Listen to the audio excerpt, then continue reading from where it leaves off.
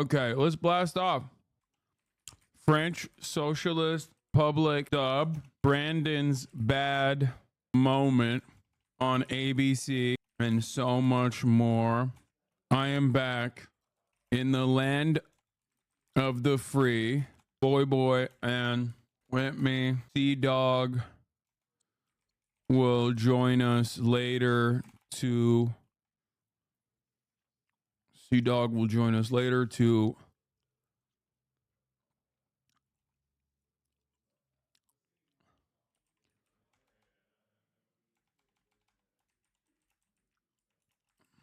Join us later to find an item. Your boy is confused. What do you mean? We'll join us later to find an item from my stream room to auction off for his charity. Get in now. Okay, do we have a blast off meme? Do we have a blast off meme or what? No? Bro, come on. Playlist from Themasius. We're back. Welcome back. I'm in LA right now. It fucking sucks. How do you live here? Dude, you are talking to the wrong guy. I love Los Angeles so much. It's not even a fucking joke. Like, my heart was full. When I was on the plane and I was like overlooking Los Angeles, I felt home. I'm not even fucking kidding. It's not 120 degrees. It's only 82 degrees. And it's a perfect 82 because it's actually dry. It's dry heat. LA, if it was walkable, it would be OP. It would be too much. Yeah, because you're rich. Yeah, but you have to remember, I'm rich in LA and I'm rich everywhere on the fucking planet. It's not like yeah, LA is much better when you're wealthy, but so is every other fucking country and every other city. So that doesn't really change much from that in that regard. I don't know. I fucking love LA, man. I love LA. Bro, we don't have a single fucking meme. What's happening? We don't have a single meme. Come to the RNC protest? No, I will not be protesting the RNC. I'm trying to get a fucking press pass. The fuck? I'm trying to get a press badge and you're out here being like, yo, come protest the RNC. Are you fucking kidding me, chat? Chill. Shh. Okay, calm down. Fuck you mean protest the RNC? I'm going to protest for more RNC. Okay? I'm going to be like, why can't we have this every weekend? Why can't we do more RNC every goddamn weekend? Like, that's my shit. I love the Republican National Convention and I love the Republican National Committee. Okay? Hello, chat. The fuck? You guys know I am a hater of the Democrats. Till it's time to get a DNC press pass, in which case I will be dick riding Brandon and his regime into oblivion. But for the time being, okay, I hate the Democratic Party, as you guys know, and I love the Republican Party. Okay? I am literally the nephew of a guy who tried to spoil the Democratic Party's like presidential run. Brandon's phenomenal presidential run. Oh, anyway, okay. Milwaukee does have it every weekend. We call it Waukesha. Oh, yeah, that's true. All right, anyway, folks, let's go. Let's blast the frick off, okay? Get it. Don't get it twisted. Yeah, there's a Haaretz story confirming October 7 did the fucking Hannibal directive, which is the least shocking form, the least shocking event, turn of events. Oh my God. What else is new? Also, this is irrelevant to the main point of contention here, but I must repeat it once again. The Dutch are officially banned from the broadcast. I don't want to fucking hear it. The Dutch are no longer allowed on the broadcast. The Dutch are actually banned from the broadcast because they're cheaters.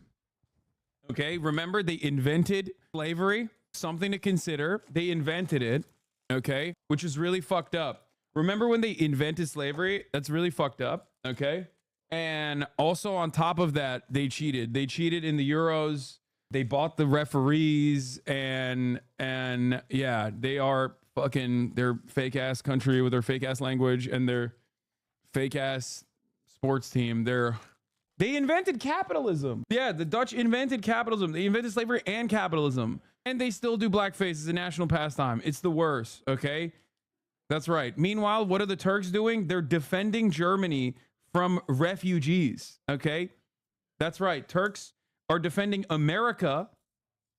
They're defending America from Mexican migrants, and they're defending Germany from Syrian migrants, which is crazy because you're fucking Turkish. Anyway, that's besides the point, though. That's like, Did you see the Turkey fans chanting anti-immigration stuff with the Euros? I did. They're so fucking stupid, bro. I'm sorry. There is literally nothing to say about that. It's like one of those things. It's like one of those things where it is a personal self-own. Okay? Like, there is nothing funnier. There is literally nothing funnier than just like watching Turkish people that live in Germany wave the Turkish flag while simultaneously fucking be like, oh yeah, no refugees in this country in Turkish. But they're in Germany. It's like, bro, they want to kill you, you fucking idiot. There is no distinction. Shut your bitch ass up, motherfucker. Wait, what? Why? Turks are to Europe, but the Cubans are to Florida. Oh, Turkey is the Mexico of Europe, can never pass the fifth game. I mean, Turkey is the Mexico of Europe in the sense that, like, Turks are the ones doing the fucking hard labor in Germany in the same way that, like, Mexicans are in America. So they literally are. Dude, it is so shameful. Is this how the fucking Latinos feel when I talk about, like, Texas Latinos who are just, like, the most racist motherfuckers you've ever seen? This has got to be it, right? It's that, like, incredible amount of fucking shame that you feel when you see people of your background running around and being like, yeah, fuck those goddamn migrants. And you're like, what are you saying? Like, what the, it's so embarrassing. It's like, shh, dude, what, don't, what? It's the most embarrassing shit. It's the most embarrassing shit of all time. Okay? It's so fucking unimaginably embarrassing. I didn't know what it was like, and now I know. When you see your own people just being fucking pigs on the timeline, and you're like, what are you, do you have no self-reflection skills? Like, do you wake up in the morning and just, like, go through life not being aware of oneself at all? Like, what the fuck? Is it they're my age 30-year-olds? Why don't you just retire? Wait, what? Why would I do that? My dad was an illegal for a long time and has voted for Trump twice. It just doesn't make any sense. It doesn't make any sense. Do we have the, do you know what I'm talking about, by the way, for the chatters who don't know? So, dude, do you see what the Turkish people are doing to Syrians in Turkey? Don't talk about refugees, bro. What do you mean? Embarrassment on behalf of your people is tribalism? No, tribalism would be unconditionally defending them, dummy. I'm, like, making a joke about it. And you have to remember, this is not the fucking in-group of power, okay? That's the whole point. That's why white people don't feel shame when other white people are doing white people shit. Whereas, like, if you're living in the Western world and a Turkish person does something, you are kind of like, well, these guys are going to be held up as a fucking representation of the entire culture and the entire people, because there is a capacity to monolithize, if that's even a word, a group that is otherwise a minority or marginalized. You don't understand it if you are fucking in the bosom of whiteness. You will never understand it. That's why I said this is how Latinos probably feel in this fucking community when they see a bunch of, like, Texas Mexican Americans who are like, hell yeah, brother, I'm voting for Trump 8 times in a row. Okay, that's how it works. When you see that, you're like, oh, gross. This is, what are you doing? It's very different. White people don't understand that because there is no monolith for white people, because white people means, like, proximity to power. You are the in-group. So we automatically do not consider white people to be, like, a monolith. We look at white people and say, like, oh, there is a broad variety of white people. You know, there's the Irish, there's the German, blah, blah, blah. Like, everyone has their own background. Well, but when you're Turkish, it's like, in the Western world, you are no longer in the in-group. Anyway. Yeah, it's like Caitlyn Jenner saying anti-trans shit. Or it's like when a black Republican comes out and starts chirping about, like, some conservative shit. Anyway, same with the native hogs who ride for Israel. Yeah, that is an entirely different fucking, that's a crazy one, dude. Anyway, I haven't had that perception, huh? Never thought about Turkish people like that. Especially in Germany, Turks are like they are the second class citizens of Germany for the most part because of the immigration, because of the migrant worker program that they had. Yeah, a neo-Nazi leader in Germany was a vegan Turk. I remember that was really funny. What was it? Attila Hildmann. Attila Hildmann. This motherfucker's name was Attila, bro. Like, he was literally fucking so Turkish, and he was a neo-Nazi. I was like, bro, what are you doing? Like, they want to kill you. Like, you're so stupid. Anyway, the Turks live in Germany, also work for the German migration. What? Yeah, guest workers. I went to the African American Museum in DC and I learned that the term African was made to create a subjugation narrative as in Africa before slavery. Nations have so many separate identities. France won today. Will you talk about it? Yes. Anyway, does anyone have that fucking Turkish, the Turks that are like chanting no refugees? Do you have that shit? I want to post it. I want to show you. I mean, it's so embarrassing.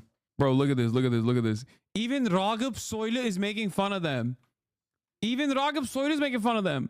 It's so funny. This is diaspora shit, okay? This is like diaspora activities, bro. I swear to God. There is no, like, it's just so fucking stupid. Look.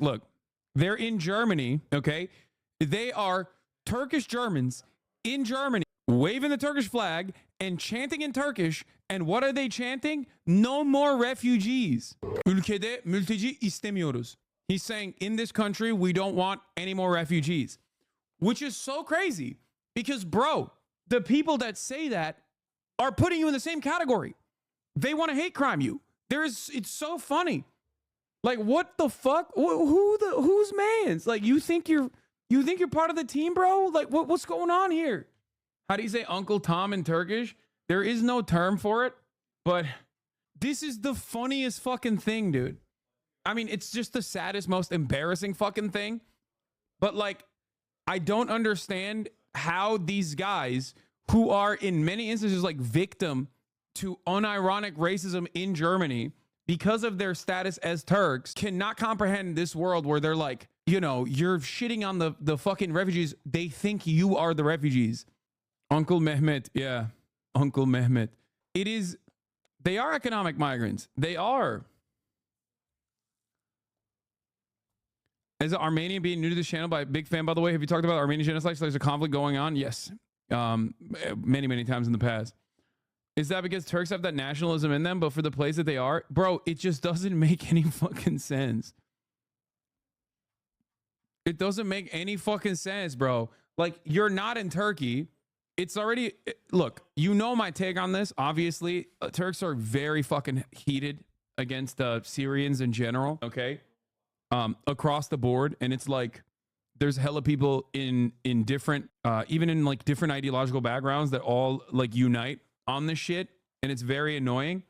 But I do personally think it's like additionally stupid to literally be a fucking Turkish person in Germany and chant no more refugees in Germany. Like, these guys are the ones who are like Ausländer aus, like they're about to fucking start singing the Ausländer aus, which has been stuck in my fucking head, by the way, which is so stupid. You know what I'm talking about? Deutschlander, Deutschland, Ausländer aus.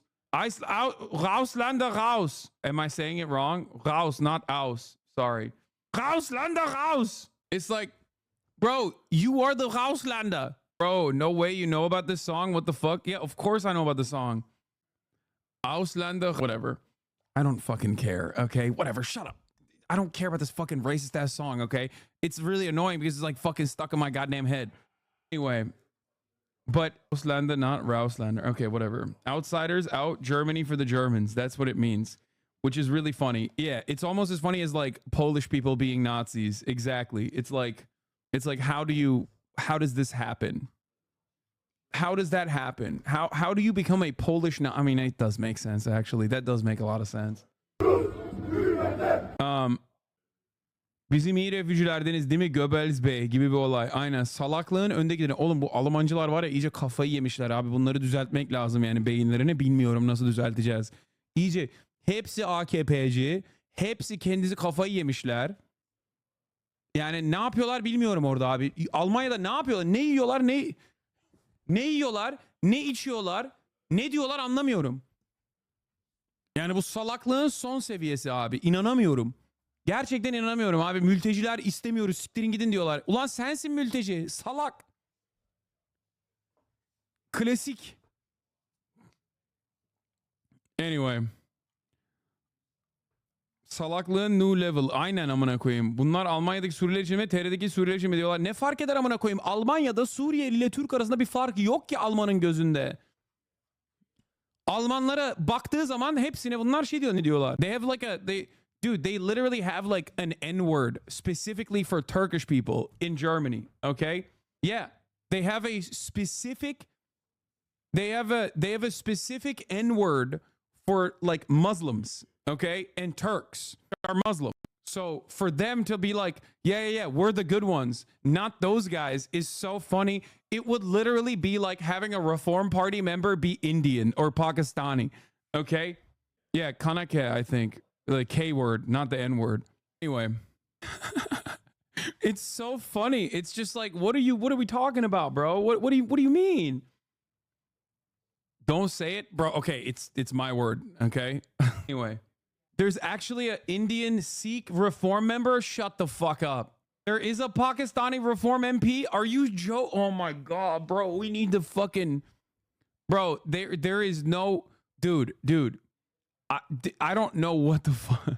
What are you doing, man? What are you doing? I mean, I guess there's black Republicans, so like you got Byron Donalds and shit.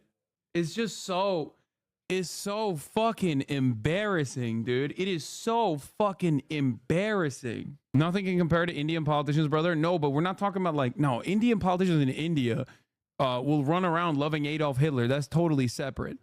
Okay, we're talking about like in diaspora, right? Where you are not a part of the in-group. You are not a part of the power group. You know what I mean? So most of the fucking rhetoric is anti-you. So when you lend credence to the anti-me rhetoric, it just doesn't make any sense. You're not like, there's no way to describe it other than you're not part of the fucking team.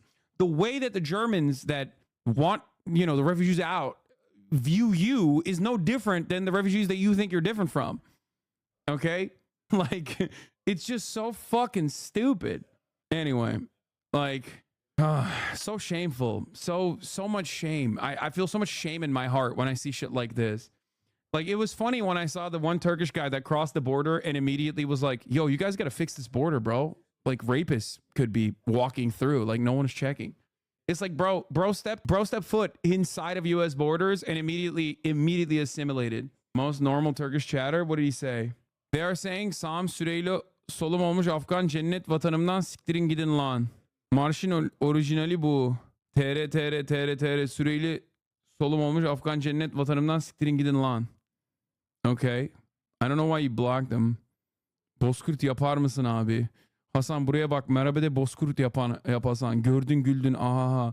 Ya Hasan bir kere merhaba de ya. Merhaba de ya. Everybody is pro-Palestinian here. What do you think of Merih Demiral?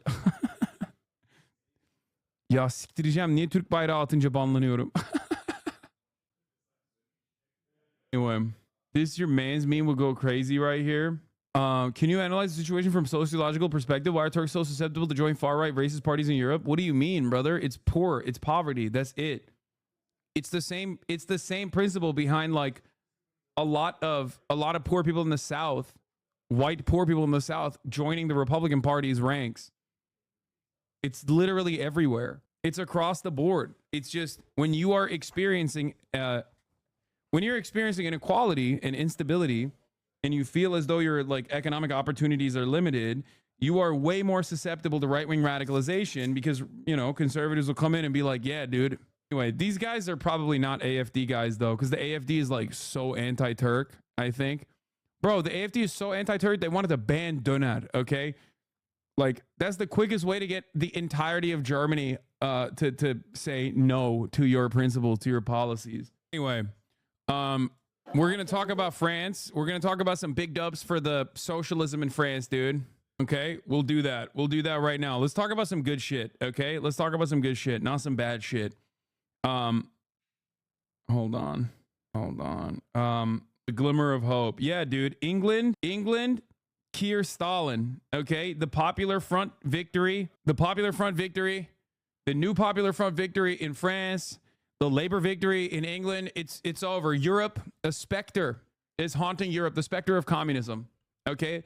It's the Paris Commune, part 2, Electric Boogaloo, okay? It's happening pretty fucking hard. I will say this much. I have more confidence in the French New Popular Front than I do with the Labour Party, partially because I'm maybe not as well read on the New Popular Front and what their attitudes are across the board. But I do think that, like, at least with Mélenchon, there are definitely way more radical elements within the New Popular Front than the Labour Party. I will say that much. So, you know, there is a, you know, there is more, they're significantly more like real left adjacent than the current Labour is. You know what I mean? All right, let's yeah, he's good. Mao, Lenin, Sean, exactly. All right, but let's do it. Let's do it. Let's talk about it.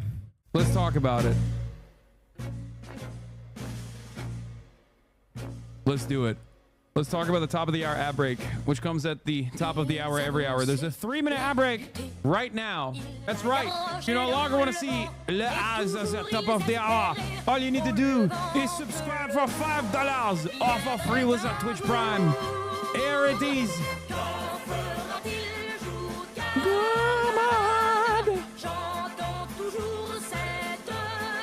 Vive la France! Ultra rare French W. But he heard real booing here. A sense, I think, there is a sense of creeping shock among these people who gathered for a celebration. This is, of course, an exit poll. Exit polls can be wrong. One in the United Kingdom was very, very accurate.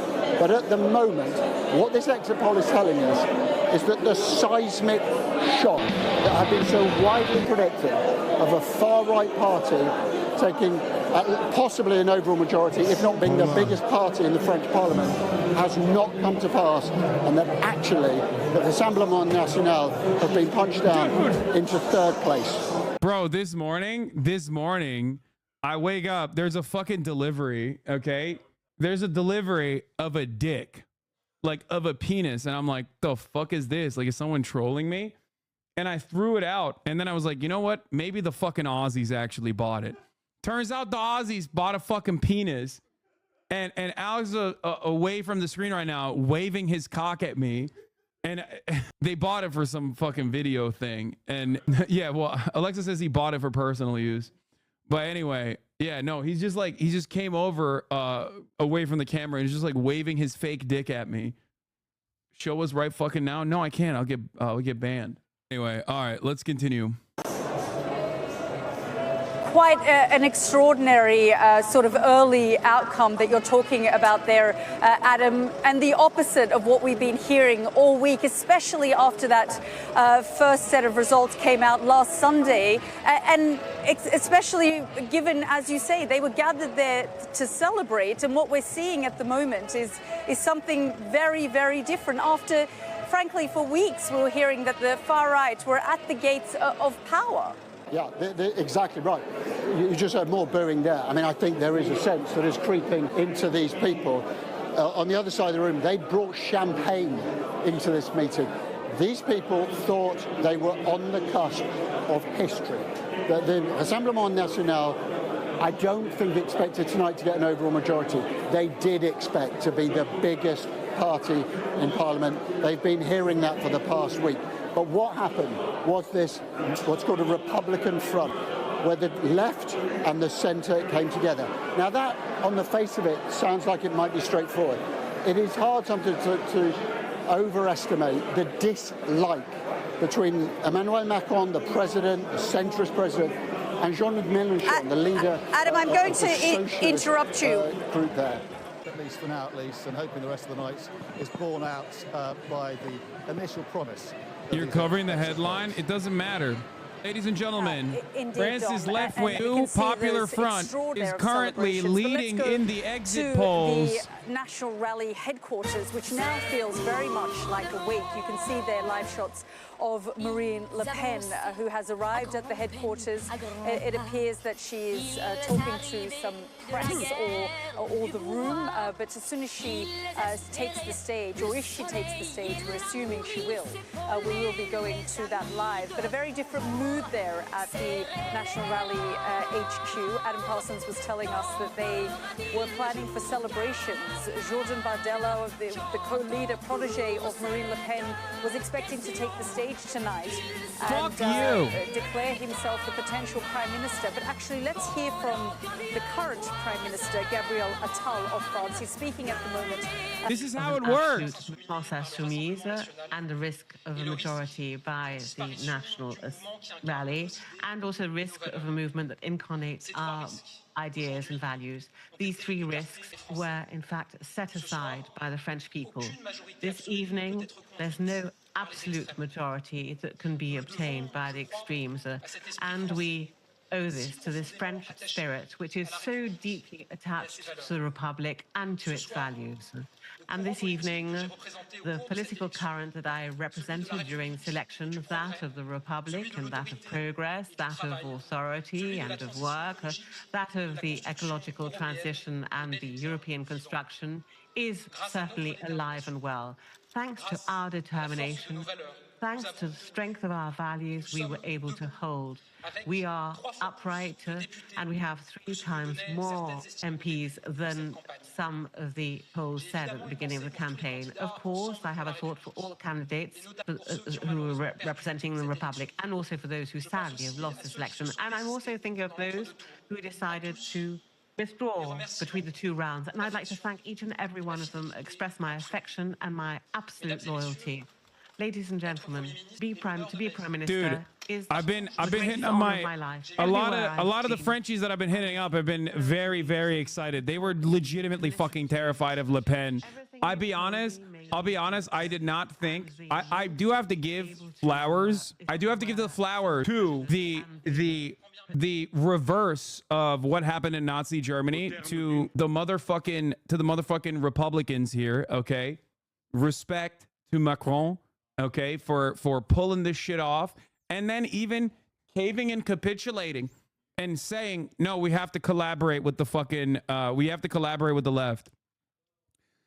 Legitimately, this is a very unexpected French W. Okay, let me explain something to you guys. Very, very unexpected French W. It partially happened as a consequence of the left actually getting together and not thrashing one another in the lead up and creating the new Popular Front. If they had not done that, if they literally did it like they did last time, where all of the Greens, the Socialists, Communists, every other party was like anti-Mélenchon, if they did the same thing they did last time around, which gave Macron more staying power in the French Parliament last time around, even though what is it, Unbowed, France Unbowed, like the Mélenchon's party was unironically doing fairly well. He was in 3rd place. If the French left had not gotten together and got their shit in order, it would have been a massive far right W. It would have been a far right victory. They got together, they showed unity, and they forced, because of Macron's overwhelming unpopularity, they forced the Republicans to basically bow down to the new Popular Front. And I will say, I don't think the Democratic Party would have ever done a similar thing in the United States of America if there was an actual social democrat that won the Democratic primary somehow. Okay? This is massive. This is genuinely a massive sea change. Macron was telling his candidates to stay in the race to give seats to the far right. Wait, really? No, I thought that, like, in case you missed it, a Macronist candidate said today that he was dropping out to block the far right in spite of getting a personal request by Macron not to do so. That's actually kind of surprising, because I don't believe this, because overall, I'm pretty sure Macron and many of the party leadership literally said, like, no, we are going to collaborate. We are going to collaborate, and whoever has the best chance of winning, you have to vote for them in districts there. Yeah, this is basically what happened. Center stopped punching left for once, and the left won over the far right. It's really not too complicated. Exactly. One thing that helped NFP is 90% of its leading heads aren't decrepit dinosaurs. Yeah, they definitely did not pull the fucking Democratic Party move. Also, another major problem, and I can't believe I'm saying this, is Mbappe. Marine Le Pen, like a fucking dumbass that she is, was shitting on perhaps one of the most popular one of the most popular people in France in general, leading up to the second round of the elections, which is so stupid. Why the fuck would you do that? Like, it makes no fucking sense. It's not a joke. Like, literally, that's not even a joke. Most of the most famous French football players are like of African origin usually, and Le Pen is unironically very fucking racist. So when she shit on Mbappe, like, you know, it was cooked. She just couldn't dial back the fucking racism. She couldn't dial back the racism until she got over the fucking finish line. Okay. It's like hating on LeBron in Cleveland right before the finals. Yeah, exactly. It's so fucking stupid. France 24 was so surprised by the exit poll, they forgot to change the graphics. Focus unaffiliated right wing, together presidential majority, unaffiliated left wing, new popular front. Yeah, the percentages are fucked up here. Far right alliance 132 to 152, much larger share of the vote than the 172 to 192 on the new popular front. Yeah. Anyway, only 50% of Macron voters voted for a leftist against far right, when 74% of leftist voters voted for centrist against far right. Yeah. Sports accounts literally turned against Le Pen. It is very stupid. It is a very, very stupid thing to do. You shouldn't do that. You should not shit on some of the most famous people in the country leading up to an election because of your unimaginably racist principles. Le Pen forgot what got her to this level of prominence to begin with, which was dialing back the anti-Semitism, dialing back the racism, so she could be like, oh, that was the old me. When I'm fucked up, that's the real me. She pulled the exit valve of racism, and it fucking backfired on her in an unimaginable way. Anyway, let's take a look at France Unbound. France Unbound, Jean-Luc Mélenchon, Prime Minister Attal should step down. Let's take a look. At the end of electoral campaign where everybody was confronted with their choices, the people finally has chosen, and I can only recognize the efforts made by all those who finally arrived at tonight's results. And I can only hail those who accepted to run, those who accepted to step down, and all those who went door to door, face to face, to convince everyone, and at the end, obtain a result which was claimed to be impossible. There was a huge effort of civil responsibility. We can only admire this at a time when political life seems to be receding. We were able to push the threat away. Tonight, the National Rally is far from having the absolute majority that seemed to be within reach a couple of weeks ago. Quite the opposite. It's a huge relief for a huge majority of people in the country, those who make up the new France and those who have always loved France with Republican passion. These voters were concerned, but now they can be reassured they have won. With their ballots, the majority made the country. The will of the people must be strictly respected, and from now on, no arrangement, no combination will be acceptable. Indeed, the lessons of this vote are quite clear. The defeat of the president and his coalition have been confirmed. The president must...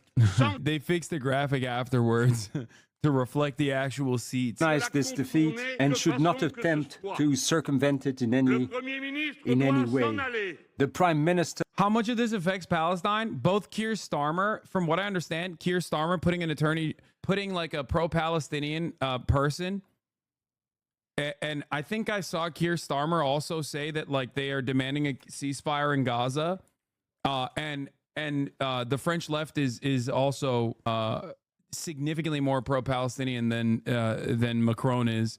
So I think that like ultimately this will be good. It will create additional pressure from two massive European countries. Like this is from 6 hours ago. Starmer, Palestinian state undeniable right as a part of peace process. This could be lip service, but it definitely is like, I mean, I would say that it's a pretty solid start. Yeah, like Keir Starmer in a call with Benjamin Netanyahu called on him to bring about an immediate ceasefire in Gaza. And I'm pretty sure the New Popular Front's like attitude towards Palestinians is significantly better than Macron. So much so that like Mélenchon has been called an anti-Semite, which in France is like might be good for his re-election chances in general. But yeah, it is actually pretty good, I think. A step down. Indeed, he never received the trust of the National Assembly. He's just run his campaign that his camp has lost, and this was a complete disavowal by the people. It is the president's duty to call on a new popular front to run the country. The new popular front is ready. It will abide by the mandate given by its candidates. The new popular front will apply. Wasn't Keir Starmer pro-Israel in the lead up to election? He was definitely baby shit in terms of his criticisms against Israel for most of the election, and maybe he's like flipping it on. Maybe he was a real socialist. Maybe he was doing a secret. Maybe he was just like secretly appearing to be center right while he was simultaneously the realest one of all. Like I said, like I joked about before, like maybe he was just like ousting Corbyn because he wasn't. He was ousting Corbyn because Corbyn wasn't hardcore enough. He's a secret Stalinist. He is like, yeah, no, none of this like worker council bullshit. Like we're doing full centralization. Okay. The countryside belongs to the peasants. We're going to give them back. We're doing cooperative ownership, all controlled by the federal government.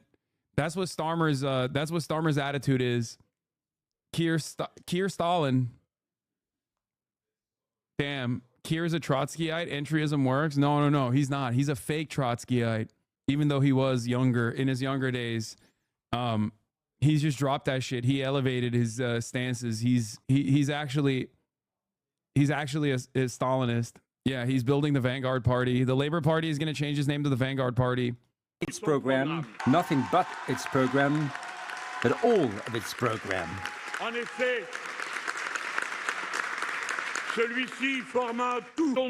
This program is a whole, none of the constituents can be separated. It's pretty funny because like Mélenchon, I forget. Wait, how old is Mélenchon? So one of Mélenchon's like weaknesses in the last election cycle was how old he is, and like he's 72 years old. Okay, he's 72 years old, but like obviously he's like significantly with it. And they would say that he's like an old man, right? And that's such a funny meme to consider when you look at American politics, because he's a spring chicken in the United States of America, okay? As a 72-year-old, he's like considered one of the younger members of the party leadership. Like French people look at him and go, "Oh, what the fuck are we doing? He's too old to run for office. Like, what are we doing?" In America, we look at that and we're like, wow, what a vibrant young candidate. I wish we could have a vibrant young candidate like that. Like, think about that. Think about that. They literally are like, oh, he's too old. Can you imagine a world where we look at a guy like this who's 72 and go, oh, man, he's just too fucking old? In America. Yeah, people call him the old man. He's very good. If you only understood French cognitively, he's at 100%. I'm just saying, it's like funny to think that like, for French politics, like they look at him and they're like, oh, he's too old. He's too old to run for office. Like, why doesn't he step aside and why doesn't he step aside and let some younger candidates run the party? And it's so funny because like from where I'm standing, I'm looking at this like 72, he's with it. This is like a beautiful person to run for the, Democratic Party. Oh, he's going to retire, pretty sure. I mean, I'm just saying, like, still ridiculous to consider him to be an old person by American standards. From the expenditures or the measures that are to come into force. From this summer on, measures can be adopted by decree, abrogating retirement at age 64, blocking the prices, increasing minimum wage. Bro, by the way, dude, remember when you guys said, why don't you meme good things into existence? Remember when I memed about Keir Starmer technically secretly being a Stalinist? Labor will renationalize Britain's railways as soon as possible, says Louise Haig, the new transportation secretary. What the fuck is going on, dude? I was just joshing, okay? I was just joking about this Keir Stalin shit. And Comrade Starmer is just, he's with it, dude. Dangism, Starmerism. Yeah, Starmer is bringing about a regime change. He's doing socialism with English characteristics. Don't read the fine print. I mean, I don't know. We'll see what happens. I still don't believe him. I still don't like him. I still don't believe him. Like I said, I hope I'm so wrong. I hope I'm like entirely wrong about my assessment of the labor, entirely wrong about the assessment that I made, the predictions that I made overall, that like labor will be feckless. They will be opening up the wave for reform to take over entirely. Hopefully I'm wrong.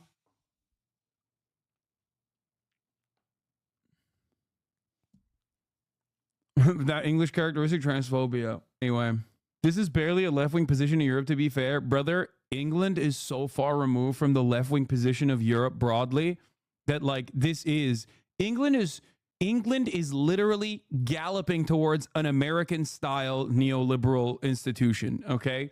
You don't understand. They've actually passed America on the anti-trans shit already, and they're trying to catch America on neoliberalization, on privatization of like other state-owned enterprise in general, or previously state-owned enterprise. So like low-key, this is a big move for England. Talking about England while on the French election, Hassan, you want us to begin another 100 years war? No, there will be no 100 years war because like I said, Keir Stalin and the New Popular Front are ideological allies, okay? They are aligned with one another ideologically because they're both Maoist third worldists, okay? Convention of collective bargaining agreements. All this work is before us. We announced it last week and we will confirm this to the President of the Republic. We will not get into negotiations with this party to engage in combinations, especially having relentlessly for the past 7 years his policy of social mistreatment, his positions that the French people have disavowed, especially after the vote has made this so clear, especially after the new People's Front, in spite of all the blows received on all sides, all the insults, will stand up and keep and abide by the mandate given by the people. From now on... Do you think Macron expected this to happen? I would assume he would do anything to kill socialism or the left. I don't think he expected this to happen. I think that he predicted that the left would not be able to organize, and what happened last time around that allowed Macron to win would happen again. But then the left actually created the New Popular Front in a matter of days. Like they literally immediately... Macron came out of nowhere and was like, we're breaking the parliament. We're going to do a new election. His own fucking party leadership did not even know that this was going to happen. And it was a dangerous gambit, especially because he did this immediately after the far right won massively in the European Parliament elections. So for him to do this in the eve of like the nationalist momentum that was occurring in the country got everyone to go, whoa, what the fuck's going on? And I think I guess the best assessment of the situation is that Macron did this specifically because he wanted to like at least own the first 2 years. I believe he had 2 more years of the potential like nationalist parliament. So he could like in his mind, he could potentially control 3 years. Sorry. Thank you. He could control the like next 3 years of like a nationalist parliament, but at least he could like dial it back in his own assessment, because he probably thought, you know, yes, my party is actually very unpopular right now. And yes, the far right nationalists are going to most likely win, but at least I can like control it a little bit and rein it in a little bit. But what ended up happening was that the New Popular Front got their shit together and created a coalition instantly. And when that happened, they got second place. The Nationalist Party got first place in the first round of the elections. And the Popular Front, comprised of a bunch of leftist French parties that previously were famously infighting all the time, got second place. And Macron's party actually lost a lot of momentum and barely got third place, like with 20% of the vote or something. So because of that, they had to, even if it was just a save face, they had to get together and say, oh, in order to defeat the far right, we have to put up candidates.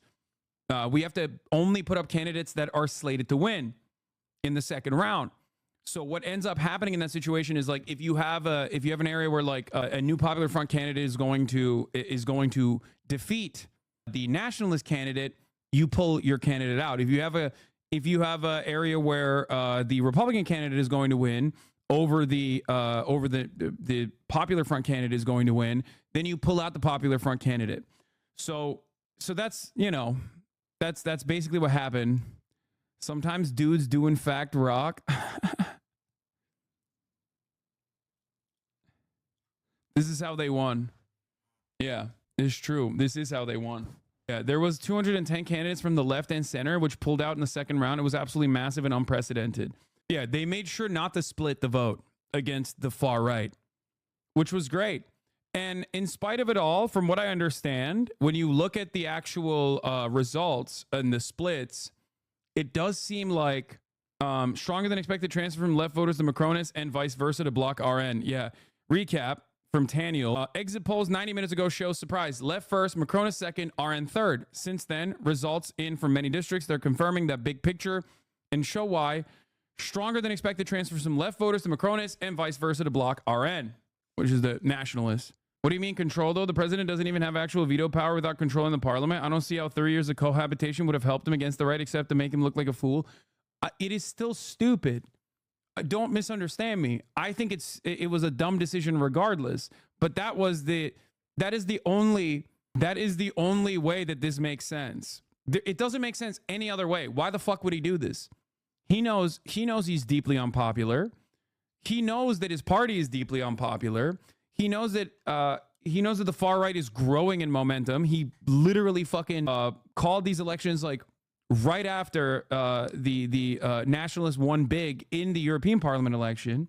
So, like, what was his internal calculation? I don't know. I have no idea what he's not stupid. His plots are just too complex for you. Yeah, he has the complexity that I cannot understand. He actually secretly wanted the left to win, I guess. They didn't win, though. They don't have a majority without an alliance with Macron. You know that, right? Who cares? Like, they'll try to fuck up the bag. They'll try to do everything that in their power to undermine the legislative agenda, but ultimately it still doesn't matter. Yeah, secret Macron. Yeah, oh no, they have to capitulate with liberals instead of fascists. How terrible. Exactly. Macron famously said, I've been preparing this for weeks and I'm delighted. I've thrown my grenade at their legs. Now we'll see how they deal with it. He doesn't know what he's doing. Yeah, bro, he threw the grenade at their legs and then they kicked the grenade back to Macron and it exploded in his fucking face, it seems. So I don't know. My thoughts are too complex for journalists, says Emmanuel Macron. Nobody knows what he was thinking, dude. Nobody can make sense of this man's brilliance, okay? It is his mind. His mind shatters the average political understander's expectations, okay? You cannot comprehend. You cannot comprehend what he was thinking. What is this? It's true and you know it. Emmanuel Macron apology form. Nah, NFP did all the fucking work. Fraud Cron got saved by the left. Is true. You think he didn't bet on this? Please don't disrespect the greatest statesman of the 21st century. Are you fucking kidding me? I think Macron would rather kill himself than have the left win, dude. There's no shot. Like, I don't think he's a secret Marxist-Leninist or some shit. I think people are ridiculous. The greatest statesman of 21st century. In all seriousness, I generally think his initial thinking when he called the election was Le Pen will win the election, her governance will be bad, which will damage her over 2027, which is so callous and sociopathic. Yeah, he's Marx-Cron. Marxism, Macronism. He's a real one. This is like reverse Germany, dude. This is reverse like Germany in the lead up to the Nazi rise of power. Okay? Instead of capitulating to the far right, he ended up having to capitulate to the left, which is shocking. Macron is quiet quitting. His party spokesperson already said Mélenchon and France unbowed cannot be left to govern France, but that their party is ready to work with the Republican parties. Yeah. First of all, it's just going to be a liberal coalition. If they want to fucking, in order to get shit done, they're going to have to, you know, the New Popular Front is going to have to work with the liberals here, the Republicans. But it doesn't matter. Together, presidential majorité, unaffiliated left-wing, New Popular Front. Problem is NFP leaders are signaling they will stick together. Bro, imagine the left winning in France and sends the left wave in Germany. Since left wins now, next presidential, the far right will switch to Macron to prevent left on top. Macron hopes. I don't know about that. The American liberals are so stupid. Breaking. Paris AP. French far right falls short of expectations and trails leftist rivals in legislative elections, pollsters say. But the polls and pundits said, ... never mind. Wait, what? So are people upset about this in America? Like, I'm so confused. Like, why do you care? It's France. You know what I mean? Like, we care because we're nerds. But, like, why would any American be like, oh, I can't believe Macron is no longer in power? Or, oh, no, like, the national is lost? Like, what the fuck are we doing? Like, American Democrats are upset? Very weird. It's not even MAGA. I think it's, like, liberals. Anyway, let's look at Daniel. What's happening right now on TV, something very familiar in countries with a full parliamentary regime, fight over coalitions. Macronists and center-right are arguing this isn't a left win, suggesting a center-left to center-right unity government. Left is insisting that this is a left win. This is exactly the sort of district that is causing the shock result tonight. RN got 40% of the first round, with 6% going to another right-wing candidate. Left was at 30%. Macron has dropped out, and vote transfers ended up being quite strong. Left won by 1%. Here's one that's showing a different dynamic. An RN win in a situation where vote transfers against it weren't quite strong enough.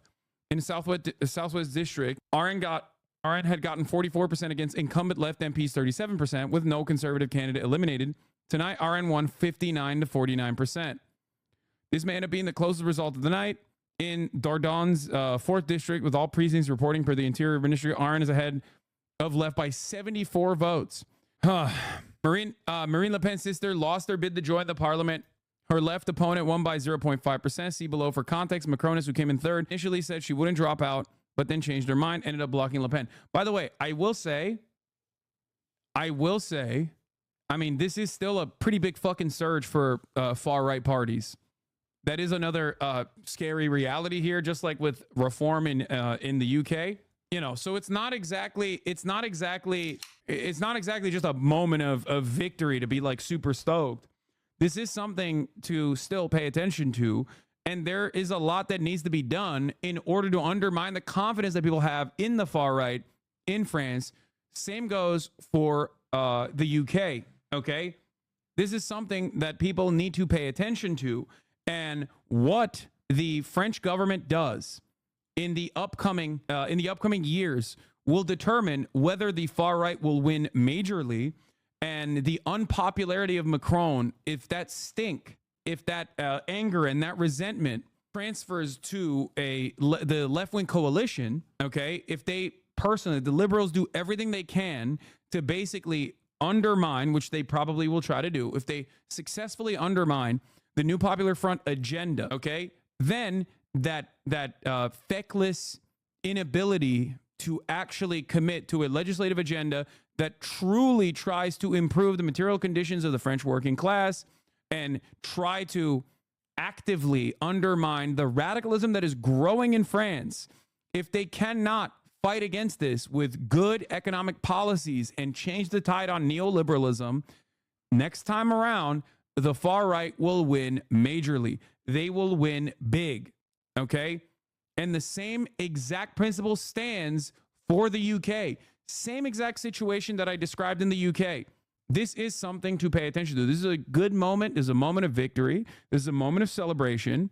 And it's great and it's wonderful, but it's still very scary. Okay. I would say, however, that it's still a bigger moment of celebration than the UK for a multitude of reasons. One, because like Le Pen's staying power and popularity is more significant than reform, right?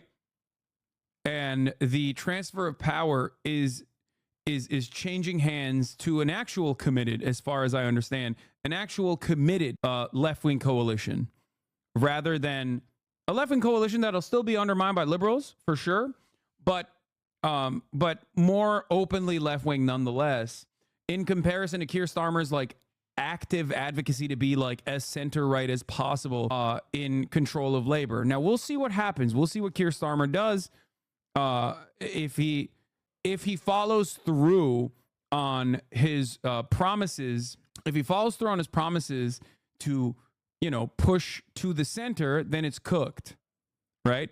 If he follows through on his promises to push to the center, then it is genuinely scary.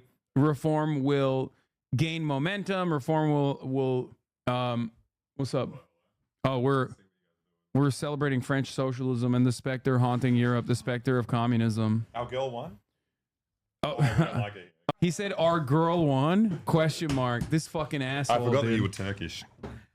What do you mean? I mean, what does that have to do with anything? You're the guy. You need to pull another chair. Okay, lock her ass in here. No, unfortunately, your girl lost, dude. Yeah, I know. You're very sad. Yeah, I love the pen. Bro, what the fuck? Yo, that is for a kid, dude. That's a kid lock. Bring a chair. That one's gonna be too big, probably. Thank you, Alexa, for stepping in to bring a real leftist opinion into the room. Yeah. It's called accelerationism. Yeah. We have to inoculate France against the far right by voting for the far right. Yeah. Your opinion is shared by every centrist, surprisingly. Yeah, that's how I always do it. It was saying Alexa play communist music. Be great if everywhere you walk it was just a song, an anthem with you. It kind of is like that. This haircut's looking clean, by the way. For who? The reaction of the RM voters as they get the results live. The videos are too funny. Hit me with some videos. Let's watch them fucking crash and burn. That's so good. Okay. Gabriel Attal, sitting prime minister, is now speaking. He says this dissolution, snap election call, I didn't choose it. Veiled criticism of Macron, given a lot of reporting on Attal not knowing about Macron's decision and doing a lot more than Macron to block far right this week. Attal says he will resign as prime minister. This is not surprising. Macron did a lot better than they were fearing, but they will lose a lot of seats. They lost like 80 plus seats, I think. They are no longer in a position to govern by themselves or nearly by themselves since 2002 like they have since 2017. What's the rationale here? They're just like, he called it because he wanted the far right in. He wanted to discipline the left. Dude, what's the absolutely zero people. I don't know. I genuinely don't know. I try to make sense of it. But I mean, he said, my thoughts are too complex for the journalist. Yes, you do not understand. I had a very good move here. Yeah, no, I think he's a secret Marxist Leninist. Like he wanted the New Popular Front to win. Yeah, that's what he was doing. That's why he was like he was showing the world how unpopular and unfavorable neoliberalism is. Yeah. That's why he just kept doing like comically evil shit. Like, yeah, if you want to retire at the age of 65, we're going to kill you now. No one in the country wanted that. And he was like, no, but we're going to do that to show you I'm doing this for neoliberalism. Didn't he lower the age of consent as well? Was that no, I didn't think they had one. That's what he did. No, they didn't have one. Oh, okay. No, he brought it in he brought it up to like 12 or something. Very unpopular move. Yeah. That was another way to, show that neoliberalism is bad for the French. Let's spread that rumor though. Wait, isn't his wife like 100? Yeah, she was like a MILF. He's a reverse. Yeah, he's a reverse pedophile. Like he was predated on. Yeah, his wife was his wife was like his teacher. Someone has to be maths teacher. Someone has to be in a inappropriate relationship in France. Like they can't. Like one partner has to be of age and the other has to be underage. There's no other way to do it. Yeah.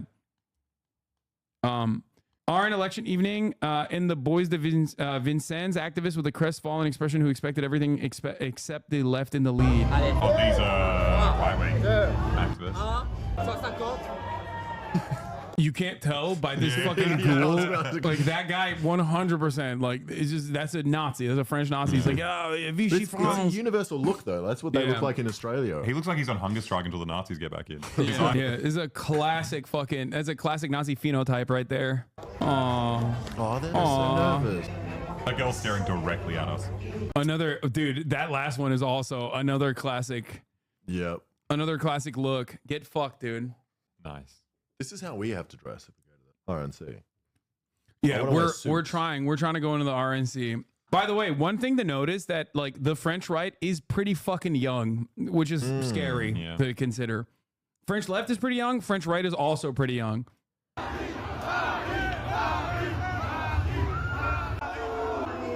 Boo! What happened? Backwatch! Yeah, this is pleased with the reactions on RN voters under this tweet. Oh, they're older. That's Yeah, nice. this is more normal. This is more. But They're younger. no, they still have young people, dude. It is like this is the coalition for the nationalists. Like, it's like a bunch of young people and like super old racists, like old school racists that are like they want to bring back Vichy France. They were there. They were collaborationists. Once again, hogwatch, French hogwatch. It hits the same. I need you to understand something. This is why I always say, like, there is a universality to politics, and that is like everyone is in love with watching the hogs cry. This is like watching pigs squeal is always delectable. I want to watch him cry. Oh, he's already cried. No. We will not be able to kill the Muslim. This is so sad. There is going to be a kebab shop in every corner. No. Funny, right as you cover France politics, your commentary turns to phenotypes, and it's really telling. Yes. It's telling that at the top of the hour, there's a 3-minute ad break, and you thought that that was a good fucking 2-parter bait, but it's not, okay? I'm on my shit. I'm back, dude. I'm back in America, goddammit. My feet are firmly planted on U.S. soil right now, bitch. You think you can come at me with that fucking bullshit? At the top of the hour, there's a 3-minute ad break. If you no longer want to see the ads, all you need to do is subscribe. That's right, for 5 francs. Or for free was a Twitch Prime. Here's a 3-minute ad break now. I can't tell if it's better or worse than his Aussie accent. I mean, it sounds better, but I've never met a French person in my life. We were racists. Never met a French person. No, we met one. I watched Ratatouille. Yeah. I'm familiar with the culture. Yeah. What is this? There are Nazi groups on WhatsApp text calling for attacking left groups. A lot of stores are closed. They have a list of things to bring, masks, etc. Pack watch, baby. Bust out the guillotines. Isn't that what the French do? Like, that's what do you mean? If you catch them in the streets, you have to punish them. That's how it works. Anyway, this is a good day. It's a good day. I just wish they were crying more. I want to see some actual tears. Wait, what are they? They're just clapping for Oh, we watched this one already. Why is the translate not working? He's double parking. What is this? Lucas Jean-Luc? Oh, yeah, I've seen that This one. is how he That's won. cool. This is why he won, bro. This is why he won. What is that guy? It says fuck me. Yeah. 300 euros. Yeah. That's a lot. That's cheap. No. No, it's not cheap. Really? But I You mean, had a he's man sexy. before? He's sexy. A man like that. Yeah. He's sexy. That's why his price is up. Yeah. Like if he like that guy probably goes for less. You know what I mean? Yeah. We need election fraud hogs now. Why do the French hate Muslims so much? They're jealous. That's why. Their croissants are based on the there you go. I was about to Based on make a what? joke on that. Based on the what? Based Go on ahead, say it. Based on the crescent. Yeah. The Where Turkish. does that come from? Serbia. The Turks stole it from us. You mean the Ottoman supremacy? Is that what you were about to say? No, we were just really... I've been telling everybody at the basketball course that he's Albanian. You are. Might as well. Anyway, yes, that's right. French croissants are because of the crescent, because of the Ottoman domination of Europe. One day we will return. I'll stop the steal. Another stolen election. French Communist Socialist Bloc victorious after making a deal with Macron. Breitbart. Americans are mad that the nationalists lost in France. Like, it's just, dude, you don't even care. You don't know anything. Shut the fuck up. Get the fuck out of here, dude. Oh, there's some tears. Yeah. Let's go. Merde! Merde! Putain! They've got kids. Oh, they're crying as well. Look at the girl on the right. There are going to be Muslims in their classroom. Yeah, dude. They're going to be forced to wear the hijab. Let's go. Let's go. They look like the kid from those AI English memes of like the Yeah. little girl in the school bus with all the laughing. What is this? Live race. What? The races are crying. I really died of laughter. Where is it? And wokeness got mad. This is insane. Macron's party colluded with the far left socialists in order to block a Le Pen win. 200 candidates dropped out last week, coalescing against the far right. Well, the coup just paid off. The socialists won first place. It looks like France will not be saved. Is that collusion? Is that what that means? I mean, I guess they've technically he's not wrong, and technically and wokeness is not wrong. Except that's how it works. Like, what do you mean? He's calling it a coup, but like, no, that's literally how this works. This is what happened last time as well. Yeah, it's just It's like barely a fucking coalition too. It's not even like a real coalition. Isn't it like tradition over there? Like when they go to the spill-offs, the person who came third just leaves. Yeah. Breaking. President of the Parliamentary Bloc of France, Insoumise Marine Le Pen. In the next 2 weeks, we will recognize the state of Palestine. Holy shit. That's crazy. This is why I said it's like pretty good. Do French people do this one too? What do you mean? I thought it was like a Muslim scholar kind of. No, that's because she's a Islam. Oh yeah. Yeah, she's saying like only one God, Allah. Yeah, she has found the light of Allah. Immediately. That's right. This dude, they're Islamists, dude. Yeah. Yeah. A radical wave of Islam. The specter that's haunting Europe is not communism, it's Islamism. She said this Shahada. She is going to Jannah. Here's the, like I said, we covered this already. We have there were stronger than expected transfers from the left voters to Macronists and vice versa, the Bloc RN. Speaking right now, Eric Ciotti, remember him? He was a head of LR/right a month ago when he unilaterally decided to ally with the RN/far right. His party rushed to throw him out.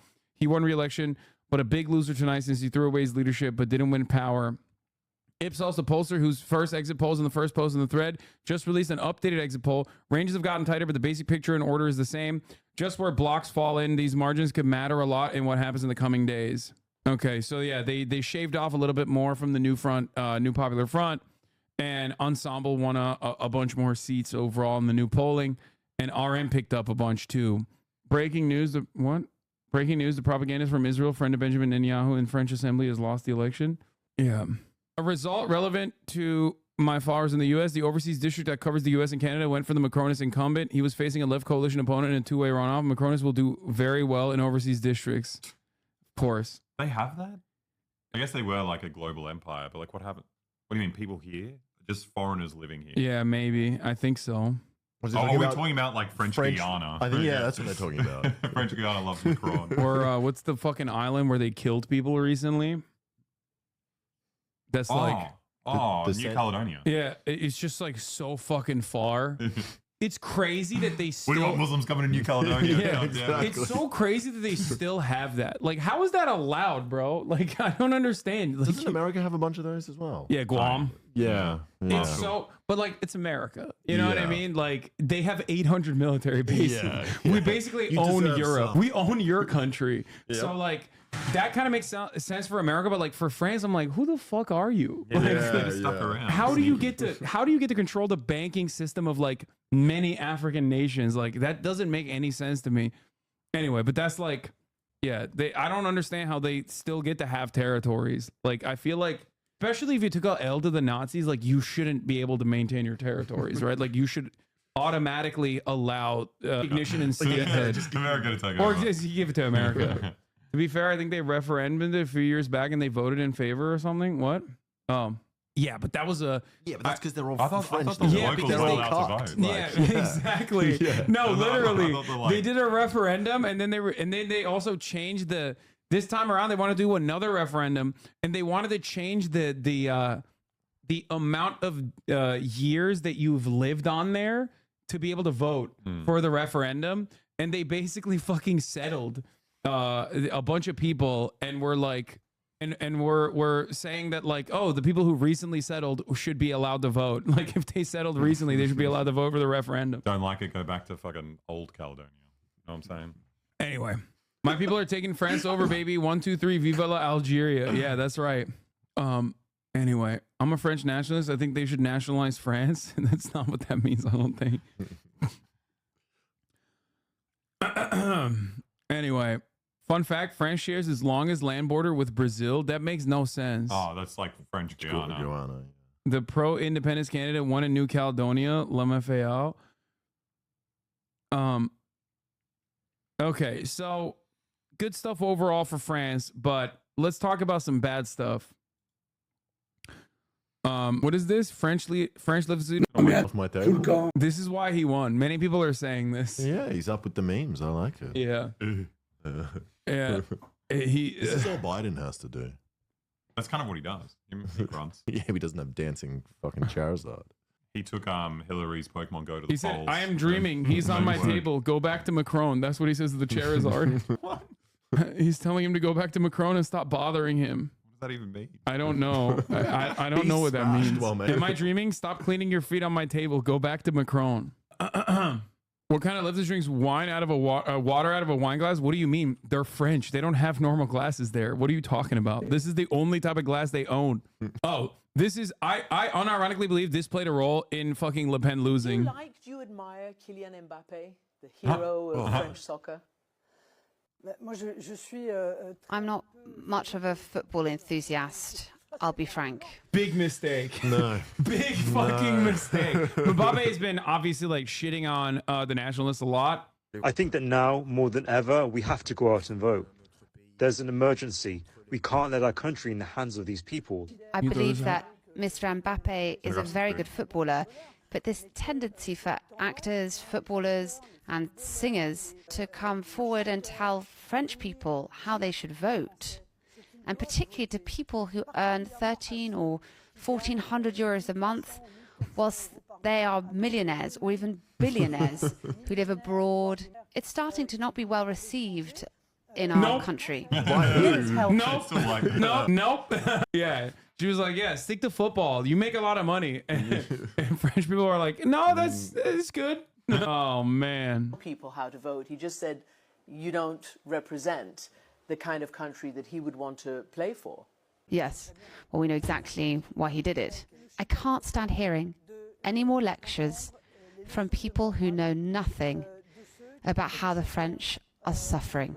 Yeah, that didn't work, I think. I think you probably shouldn't shit on like one of the more popular French people on the planet when you're like, you know, trying to win votes in an election. Why is Mbappe telling French people what to do? Because he isn't French, apparently. Yeah, she's like, she didn't want to hit that angle, so she tried to be like, he's too rich to speak on this kind of stuff. She's a socialist candidate as well. And fucking Mélenchon. Does anyone know French? How are you meant to say his name? Mélenchon. Anyway, electronic artist Marion came out in strong opposition against the far right. Proud of our efforts. We don't want fascism. So, but yeah, let's move on from the fun stuff in France to the here. I'll do one more. Sorry, Bernard. I'll do one last video on it, and then we'll move on to America, because obviously here, while England has been overtaken by the Maoist Revolutionary People's Brigade, the countryside belongs to the peasants. Keir Stalin, he said that. Those are his direct quotes. He said he's nationalizing the railroads. He's putting all the conservatives in the mines and trapping them in the mines and closing off the mines. It's happening. Workers' councils. He's doing all of it. And then also in France, similar circumstances with Mélenchon, who is a Maoist. And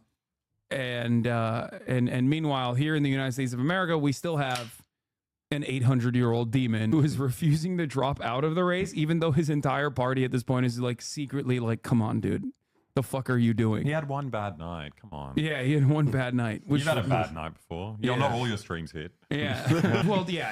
I too traveled. I too traveled and have jet lag, and that's why when asked the question, what will you do about abortion? How will you protect abortion? I said, immigrants rape, which is my least strong, issue. I went with my strongest issue, and I deflected it back to my least strong issue for some reason. Anyway, you know what? Yeah, let's get to America. Let's get to the real goddamn country. Okay. Here it is. So as you guys know, or maybe you guys don't know, Joe Biden had a bit of a bad night. 50 million people watched Joe Brandon fail to deliver coherent messages against Donald Trump. Donald Trump was obviously awful too in his performance. He was just like constantly talking about immigrant rape. Like literally everything is because of immigrants in this country. Immigrants are doing all the wrong things. We're going to kill all of them, whatever. That was his message. It was insane. But people couldn't even pay attention to what Trump was saying because Biden had one job. He had one task. The reason why this is actually the earliest presidential debates in American history was specifically because the Biden team, he's going to get older. He left. Yeah. There's only going to be two debates, one in September and one that just happened 2 weeks ago.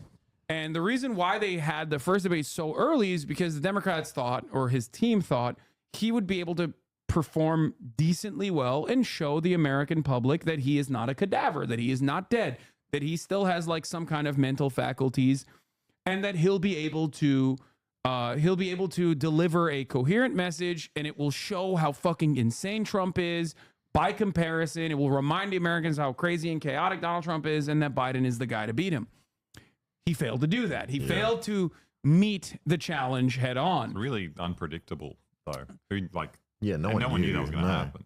Yeah, no, you must be a radical communist if you were to say that he is old, especially if you said it in 2020, for example, like I did. But all of a sudden, I guess the veil was lifted and the entirety of mainstream media recognized something that we've been saying for a very long time, which is that, like, he's old as fuck and he's demented. Like, get out of the fucking race, man. What the fuck are we doing? So in the aftermath of that, there was a lot of fallout. There were Democratic Party donors that came out and were like, you have to drop out, you know, which is a massive deal. Yeah, that's a much bigger deal than like sitting Democratic governors and sitting Democratic House members that openly wrote the entirety of the New York Times op-ed editorial board demanded Biden drop out. These are all pretty important parts of the Democratic Party because like all the donors read the New York Times. They care about that shit. So all of a sudden they're going to look at, they're going to look at their investments and recognize that they're maybe not going to get a return on that investment. So they're going to pull their funding. And all of this stuff is really bad for Brandon, but it seems like Joseph Robinette Brandon's instincts were to selfishly stay in the race, to refuse to drop out, and just lash out at anyone and everyone that has been saying like, dude, you're 800, just drop out, bow out gracefully, and like, let's immediately put a new person in, before time runs out. Has anyone ever won being put in late? Like, I don't believe so, but the reality of the matter is he's so fucking unpopular when the Democratic Party is ultimately pretty popular, like much more popular than the Republicans in comparison, that the idea is like anyone else would do a better job as long as there's enough. I just don't understand why they didn't give him more drugs. Like whatever they're giving him, why not just try something radical? Just like supercharge. Put a little machine inside him. Just control his mouth. Do the whole thing. Like it's wake him up a little bit. So did you hear that 2 of the radio interviews that Brandon did had fed questions to make sure Brandon had rehearsed lines? I did not know that, but that's not. I mean, surely that might. Yeah, that's not even remotely surprising to me. Anyway, but like for them, this was a massive failure, right? So a lot of people were like, dude, you got to fucking fix this. You got to fix this. So what did Brandon do? He said, all right, in a week from now, which was, this was yesterday or 2 days ago, I am going to do an interview with George Stephanopoulos. Okay. And in that interview, I'll show that I'm dynamic. I'll show America that I still got it. He also did a bunch of fucking radio interviews in the process where he said he was a black woman, but it was like a regular gaffe. Like that was a normal gaffe, to be fair. Trump says that too. Yeah, like he has those gaffes too, like low key. But the thing is that wasn't enough for a lot of people who already, the damage is done at this point. Yeah. But it turns out this interview, and I haven't watched it at all. I've only seen like bits and pieces of it.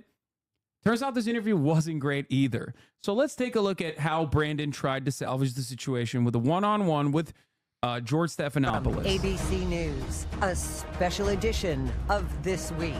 President Joe Biden, his first television interview since the debate. The news-making exclusive now reporting from Madison, Wisconsin, George Stephanopoulos. Good evening from Madison, Wisconsin for a special edition of This Week. The first broadcast interview with President Biden since... By the way, I just want to point out something. This is how you know the fucking Illuminati isn't real, okay? Yeah, I was about to say that. The fact that they... Like, if the cloning shit was real, they would just replace Biden with a better clone. Much better. Like, what do you mean? They would give him all of the adrenochrome on the fucking planet so they could turn him into a dynamic person or literally swap him out with a new version. Obviously... This is like probably the greatest proof that all this Illuminati shit ain't real, okay? I'm sorry. The Illuminati either A, fell off, or B, doesn't exist. Since last week's debate. Earlier this afternoon, we taped the 22-minute interview. There are no cuts, no edits. We have not touched it. At this pivotal moment in the presidential campaign, here it is. Mr. President, thank you for doing this. Thank you for having me. Let's start with the debate. You and your team have said you had a... Oh, one of the things that is really funny is that, like, I suspect this motherfucker is trying to be like, he's trying to look like Trump. They tanned him. Yeah. That's they good, tanned though. him. It works. Trump would look like a monster if he didn't have that tan. Like, it actually makes him look better. They hit him with a fucking orange glow. He's going, I said this already, but like, he's going right wing on immigration. He literally is trying to build the wall. He went super fucking orange. And he has a fail son in the White House. Hunter Biden is now in the White House. It is literally Trump. It's Trump too, dude. He's trying to go for the fucking Cheeto vote. Bad night. His fake tan's better, though. But your friend Nancy Pelosi actually framed the question that I think is on the minds of millions of Americans. Was this a bad episode or the sign of a more serious condition? It was a bad episode. No indication of any serious condition. I was exhausted. I didn't listen to my instincts in terms of preparing. Bro, I loved it. Like, the line is, I was flying around too much. Like, he's fucking flying Ryanair, okay? Like, he's jumping, he's doing, like, connection flights and shit, you know what I mean? And he's sitting in a rickety old seat or something. Like, he's an Air Force One with a medical team, like, attached to his hip. That's number one. Number two, it was fucking 11 days before the election. I didn't even know that. When I found out, because I thought personally, like, maybe he, like, flew a bunch of times before the election. I mean, before the debate. But, like, when I found out that the last big travel that he did from Europe was fucking 11 days before the debate, I lost my mind. We've been here for 8 days and I'm still sleepy. So you did, you did we say pulled out earlier that defense today this morning, so Yeah. I understand. It's crazy. And a bad night. Maybe he's having nightmares. You say you were exhausted, and I know you've said that before as well, but you came, and you did have a tough month, but you came home from Europe about 11 or 12 days before the debate, spent 6 days. Every moment. Yeah, because he has old man face. He can't fix that. Like, that's the problem. They've done so many fucking facelifts on his face. Yeah. And it looks truly terrifying. He's crying. But the problem is, like, you can't fix that. This is just a byproduct of being that old. Like, gravity is working, okay? You can't fucking combat gravity. He always looks like this. He always has an old man face. In Camp David, why wasn't that enough rest time, enough recovery time? Because I was sick. I was feeling terrible. Matter of fact, the docs with me, I asked if they did a COVID test because they were trying to figure out what was wrong. They did a test to see whether or not I had some infection. I'm the bravest boy. The doctors were like, you're the most sick man in America. It's such a hard angle because you want to look like you're not old, so you're not sick. But in order to He should have said he was hungover because he was partying so hard. With I was fucking Jill so hard. George, let me tell you, okay? The walls were sweating, okay? I was busting moves you haven't seen since the time when black people were not allowed to vote, okay? Like, I was busting moves left and right. You don't understand, George. I was going crazy with it. You know, a virus. I didn't. They just had a really bad cold. And did you ever watch the debate afterwards? I don't think I did, no. Oh, that's not good. Bro, what do you mean? You didn't watch the debate? He didn't review the game footage? But also, like, he could just say no. And that would have been better. He's like, I can't remember if the debate even happened. Here's the one thing you should always not do when your cognitive abilities are being called into question. Say you can't remember something. Okay? What the fuck? And it's not like they're not asking you. They're not asking you about your, like, legislative agenda from 1984. Okay? They're asking you if you reviewed the debate. That happened a week ago at this point. Did you watch the VOD back, Biden? It's bad. What I want to get at is, what were you experiencing as you were going through the debate? Did you know how badly it was going? Yeah, look, the whole way I prepared, nobody's fault, mine. Nobody's fault but mine.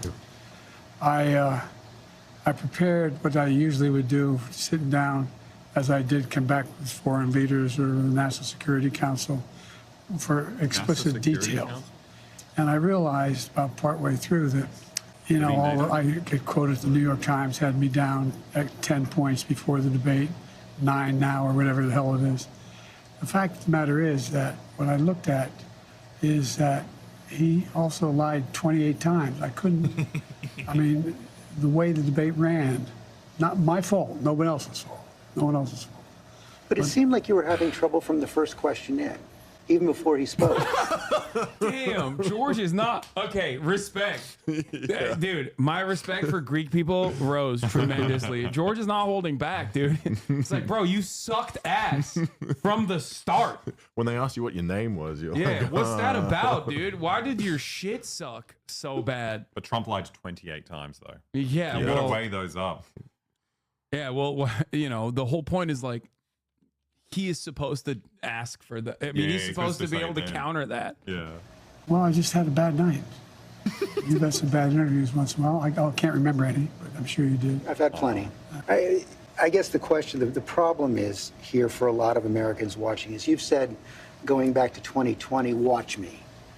To people who are concerned about your age. Like when and, you, 50 your million grandparents and they're old and they're having trouble talking. I never interrogate them and be like, "What the fuck is wrong with Let you, him Pa?" sleep. Like it's like this happens to old people. I mean, I think it's valid to do that though, because your grandparents are not running for president. Well, they want to. If your grandparents were like insisting on driving the car, you would be like, "Yeah, no, we're not going to do that." Like, yeah. No, that's crazy. Let him sleep. Let him go to retirement home and Yeah, there is a like an air of sadness watching him perform. It is like elder abuse a little bit. It's horrible. Let this But guy also, go. you cannot. You have to remember that, like, while it is sad and he's like white knuckling through this process, the entire reason why he's still staying in the race is like pure malicious narcissism. Yeah. Like, the reason why he's staying in is because, like, in his mind, he thinks he's always been discounted his entire political career.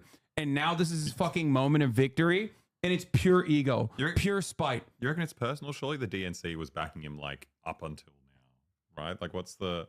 Yeah, I mean, they saw him as like a decent placeholder because they were like, God forbid Bernie wins, you know what I mean? And then like we have a socialist republic of United, you know, we do a United States of Socialist America or something, United Socialist States of America, God forbid. So I think that like. He was propped up as the guy to beat Trump, right? And now that like that's being called into question in the polling, that he is not beating Trump and others could potentially beat Trump, he is, you know, he lost that. Like he lost the one reason as to why people wanted him to be the guy. He should lean into the dementia and just like nuke an ally, just a random person. And then everyone's like, you know, it's like the madman thing. You know, you don't know what America's going to do. Everyone will suddenly get in line. The entire madman theory is that you say you're going to nuke people, but you don't actually do it. He's the first one to do it. It's like he's going to do it and then forget he did it. He'll be like, I don't know if I did that. I'm not sure. Watch that debate. It seemed to confirm fears they already had. Well, look, after that debate, I did 10 major events in a row, including till 2 o'clock in the morning after that debate. I did events in North Carolina. I did events in Georgia. Did events like this today. Large crowds, overwhelming response. Very large crowd today. No slipping. Very. And so I just had a bad night. I don't know why. And how quickly did it come to you that you were having that bad night? Well, it came to me as having a bad night when I realized that even when I was answering a question, even though they turned his mic off, he was still shouting. And I let it distract me. I'm not blaming it on that, but I realized that I just... But you are, though. But you fucking are, though. Oh. It's so insane. Jeremy Corbyn, France's extraordinary election results provide an urgent, valuable lesson. Don't concede ground to it. Sow division and fear. Build a bold left movement that offers an alternative. My goat, my king, he's spoken. All right, let's continue. Wasn't in control. Sorry. But part of the other concern is that this seems to fit... Jeremy Corbyn tweet. You know, I see a Corbyn tweet, I retweet. You know, it's that easy. It's that simple. The goat. Into a pattern of decline that has been reported on recently. New York Times had a headline on July 2nd, Biden's lapses are said to be increasingly common and worrisome. Here's what they wrote. People who have spent time with President Biden over the last few months or so said the lapses appear to have grown more frequent, more pronounced, and after Thursday's debate, more worrisome. By many accounts, as evidenced by video footage, observation, and interviews, Mr. Biden is not the same today as he was even when he took office 3.5 years ago. Similar reporting in the Washington Post and the Wall Street Journal.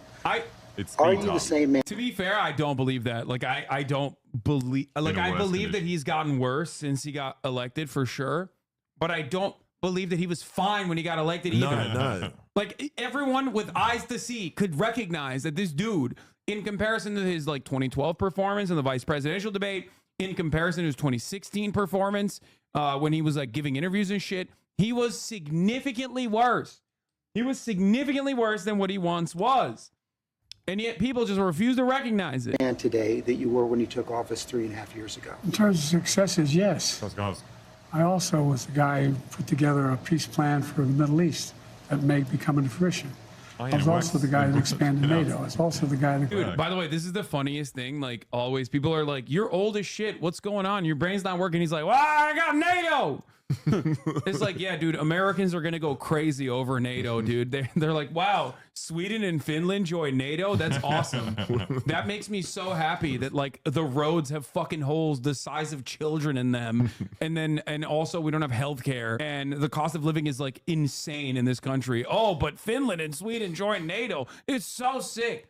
This is what is in the minds of the average Americans that are living in all of these states that are now contested.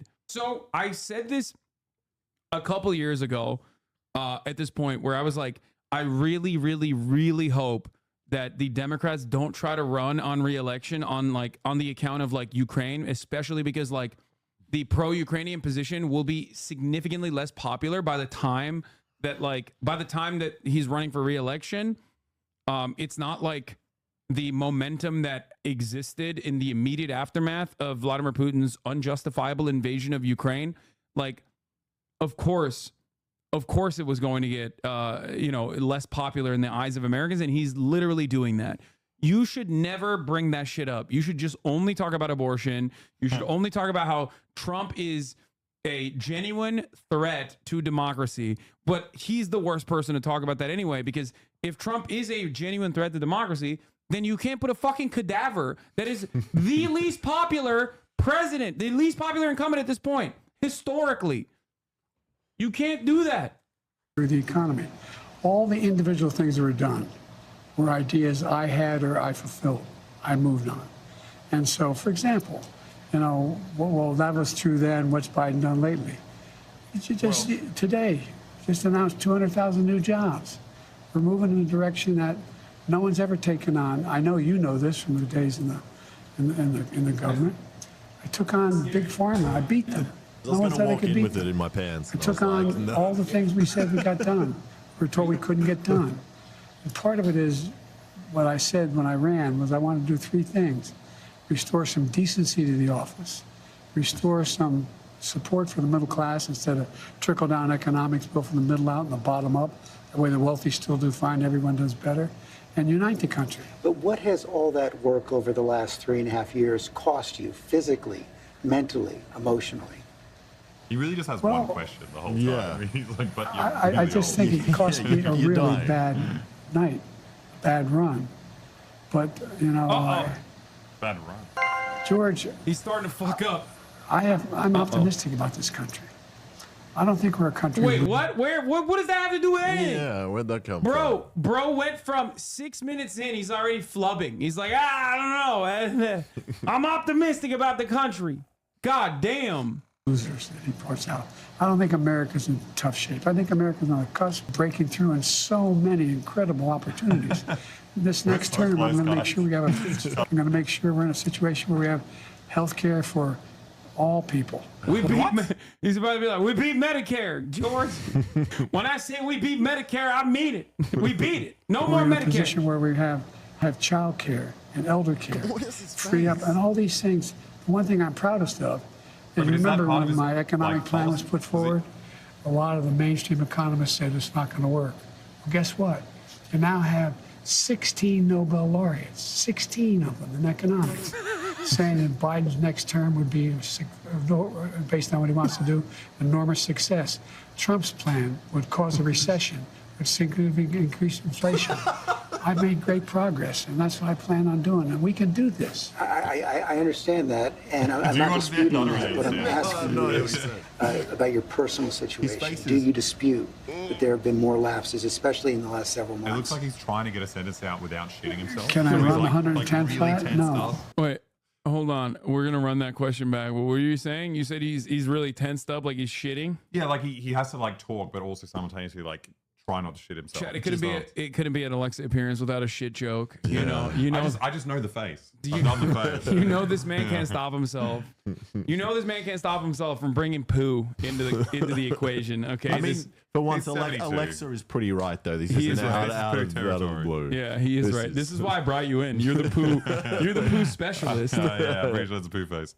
Can I run the 110 flat? No, but I'm still in good shape. Are you more frail? No. No. You're frail, Mr. President. I know you spoke. Keep my schedule. I know you spoke with your doctor after the debate. What did he say? He said he just looked at me and said, "You're exhausted." I said, "I have medical doctors travel me everywhere. Every president does, as you know. Medical doctors, some of the best in the world, travel me everywhere I go. Probably. I have an ongoing assessment of what I'm doing. They don't hesitate to tell me if they think there's something wrong." I know you said you have an ongoing assessment. Have you had a full I like that he said, my doctor just looked at me. Yeah. My doctor looked at me and said, fuck, bro. He's like, we're not going to make it across the finish line, Joe. I didn't notice before, but you're 88. That's what I'm noticing. Yeah, you're not a good 88, okay? You're the bad one. Doctors are lying because they get paid well. I don't even think the doctors are lying. The doctors are probably telling him, like, your shit's fucked up, dude. He's not going to say it. No. Wait, what? Biden is making a move against Kamala. Second gentleman Emhoff test positive. Oh, Biden hit it with the COVID gun. He's trying to kill Kamala. Protect Mamala at all costs. He hit him with a COVID ray, dude. What the hell is second gentleman Emhoff? Am I missing? That's Kamala Harris's husband, second gentleman. Wait, that's what it's called. Yeah, the first wife or the first gentleman would be the partner of the president, and the second wife or the second gentleman in this case would be the partner of the vice president. K-Hive, activate. We must protect Mamala. Okay, all right, let's continue. Neurological and cognitive evaluation. I get a full neurological test. First wife, first lady, sorry. First wife. Shut up, chat. I just traveled from Croatia. You don't understand. It's actually 1 p.m. for me. Right now, Jack, I'm tired. And I'm running for president. I'm having a bad debate night. Every day with me. You're a bit too loud. You have to be I've like, had a full physical. I'm having a bad debate night. I'm experiencing cognitive decline. Malarkey. This is the question that got clipped? What do you mean? They clipped this? Test every day. Evaluation. I get a full neurological test every day with me. And I've had a full physical. I had, I've been at Walter Reed for my physicals. Yes. I know your doctor said he consulted with a neurologist. I guess I'm asking a slightly different question. Have you had the specific cognitive tests, and have you had a neurologist, a specialist, do an examination? You want to lie. No one said I had to. No one said, they said I'm good. Would you be willing to undergo an independent medical evaluation that included neurological and cognitive tests and release the results to the American people? Look, yes. I have a cognitive test every single day. Every day I have a test. Okay, I'm not kidding. If I remember correctly, if my fucking political autism is working right now, I'm almost certain Trump said this exact same thing. Yeah. He said he was the best. Yeah, I've never seen someone ace it. No, I'm pretty sure Trump directly responded to the question of him experiencing cognitive decline with, my job as the president is a test every day. That's pretty good. Yeah, I'm not even kidding. Wait, the thing he said directly before this was, why would I have to do one? And then he's like, oh, actually, I do it all the time. I'm doing one right now. Wait, oh, really? Did I call it? I stubbed my toe. That's immigrants, undocumented migrants. They're changing the furniture in your homes, and you're stubbing your toes. That is horrible. We beat Medicare. The question was about what would you do to make childcare more affordable? Huh? That's a banger, dude. I mean, that is literally what happened in the debate. Everything I do, you know, not only am I campaigning, but I'm running the world. And that's not how it sounds like hyperbole. But we are the essential nation in the world. Madeleine Albright was right. And every single day, for example, today, before I come out here, I'm on the phone with the Prime Minister of, well, anyway, I shouldn't get into detail, but good save. With Netanyahu. I'm on the phone with the new Prime Minister of England. I'm working on what we're doing with regard to, in Europe, with regard to expansion of NATO and whether it's going to stick.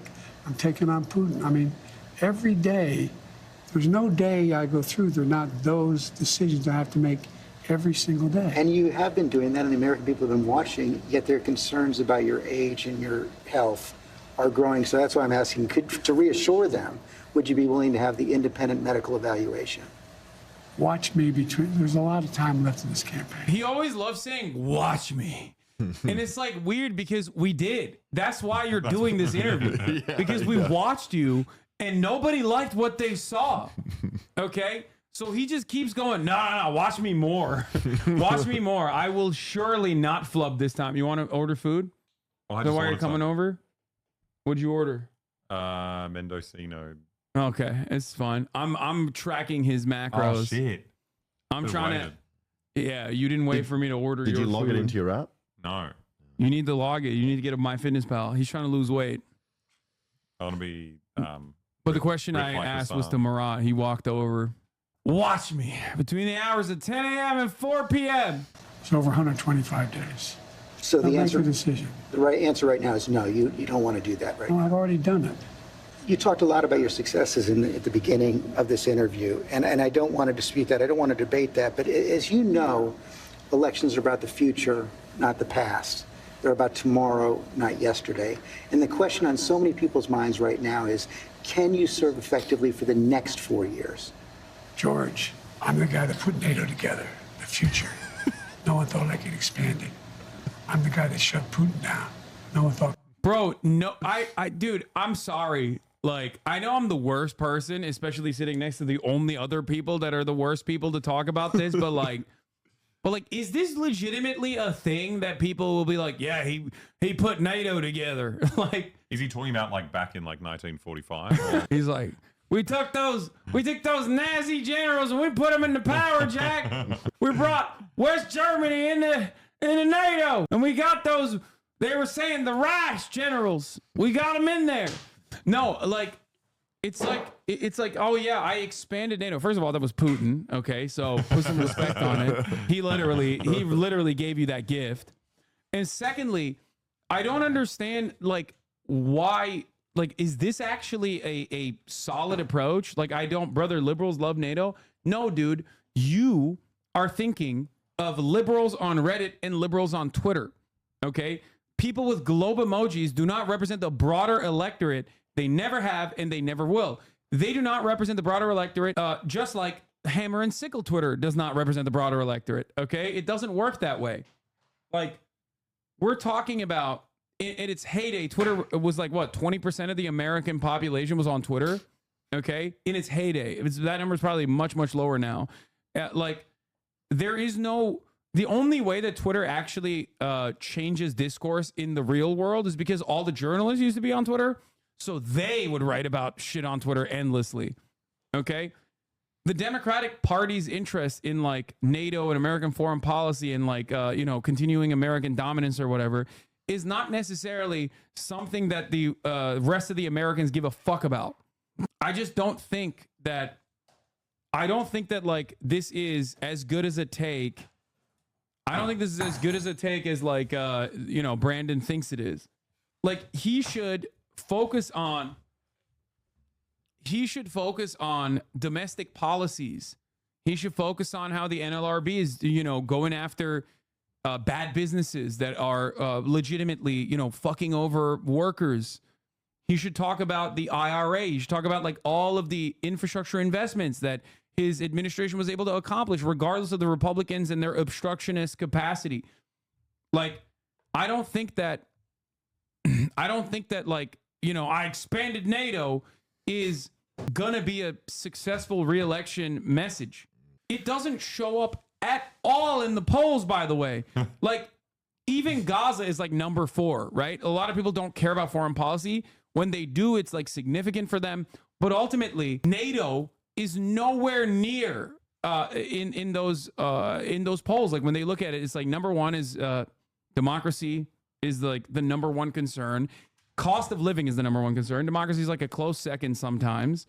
But like nowhere in those polls they fucking talk about like, oh yeah, we expanded NATO, it's awesome. Like, I don't think people care. What could happen? I'm the guy that put together the South Pacific Initiative with AUKUS. I'm the guy that got 50 nations, not only in Europe, outside of Europe as well. He's so old it's going out. Create. You can't even tell there's a person. I'm the guy that got Japanese to expand their budget.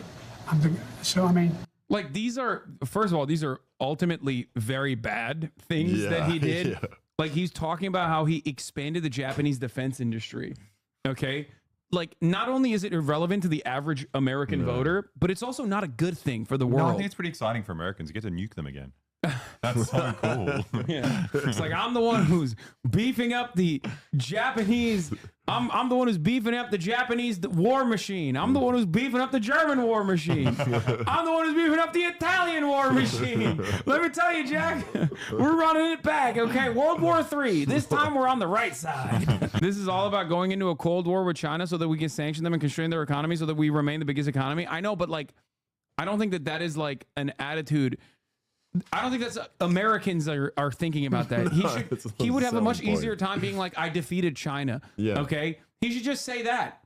You know what I mean? He should just be like, China is rising and we're going to kill them. We're going to kill all the Chinese. That would probably be a more populist framing. That's kind of what he's saying. It's just like, no.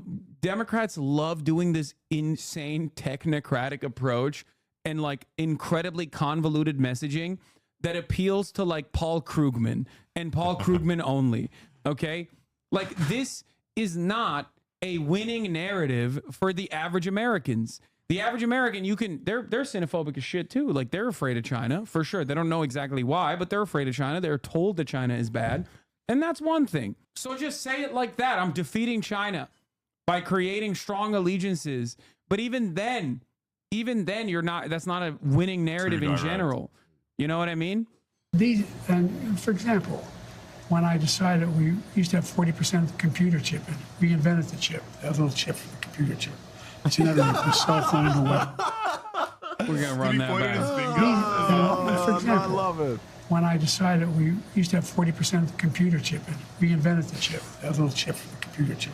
It's in everything from cell phone to weapons. And so we used to have 40%, we're down to virtually nothing.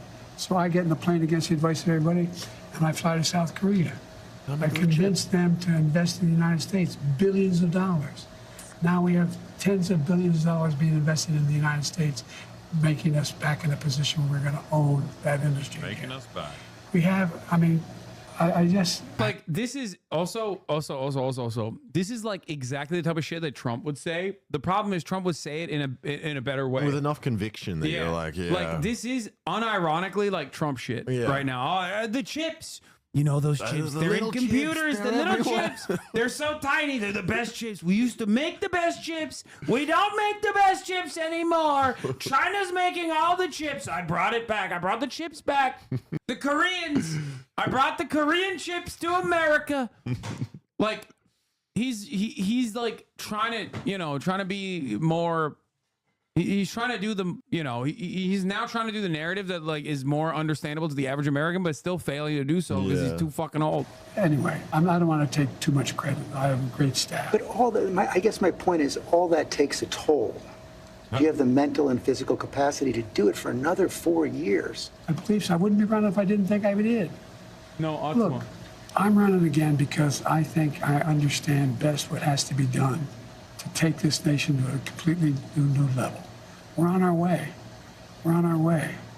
And look, the decision recently made by the Supreme Court on immunity, the next president of the United States, it's not just about whether he or she knows what they're doing.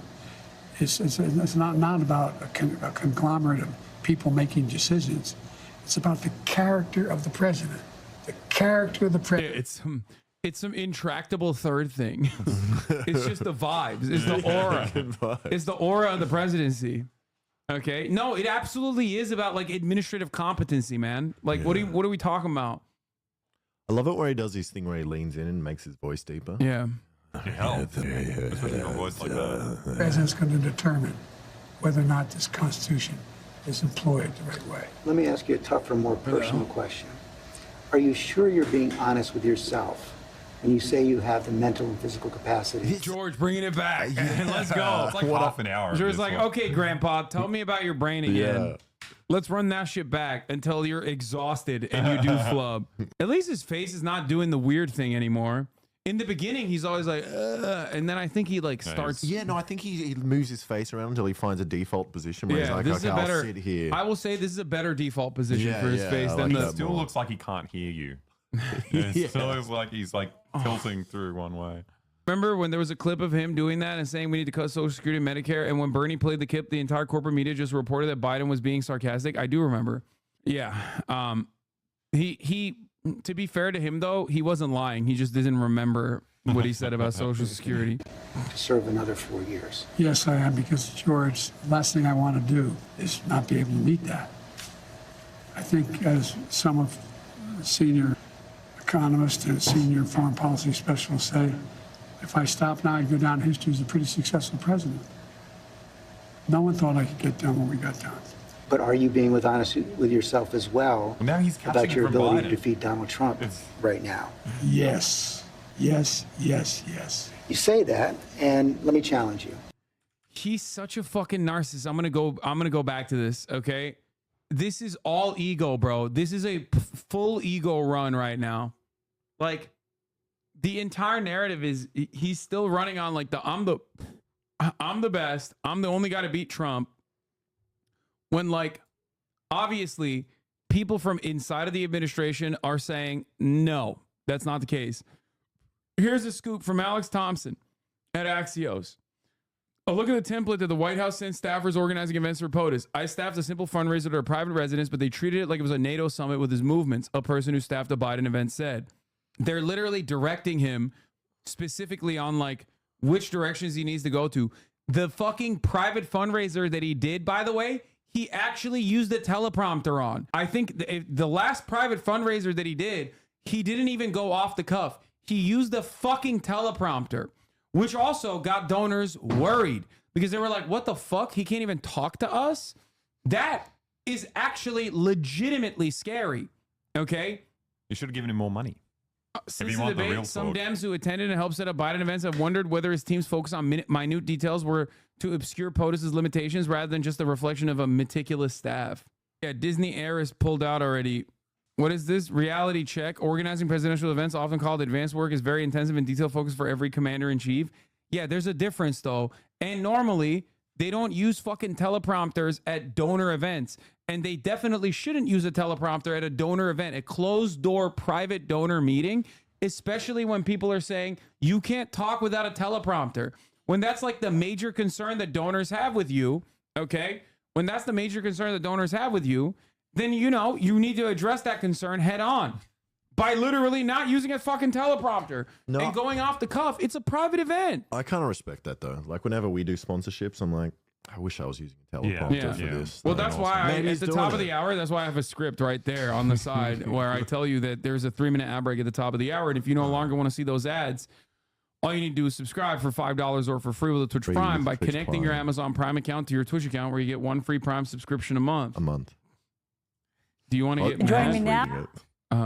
Yeah. Use it on your favorite broadcaster. Hopefully, it's me.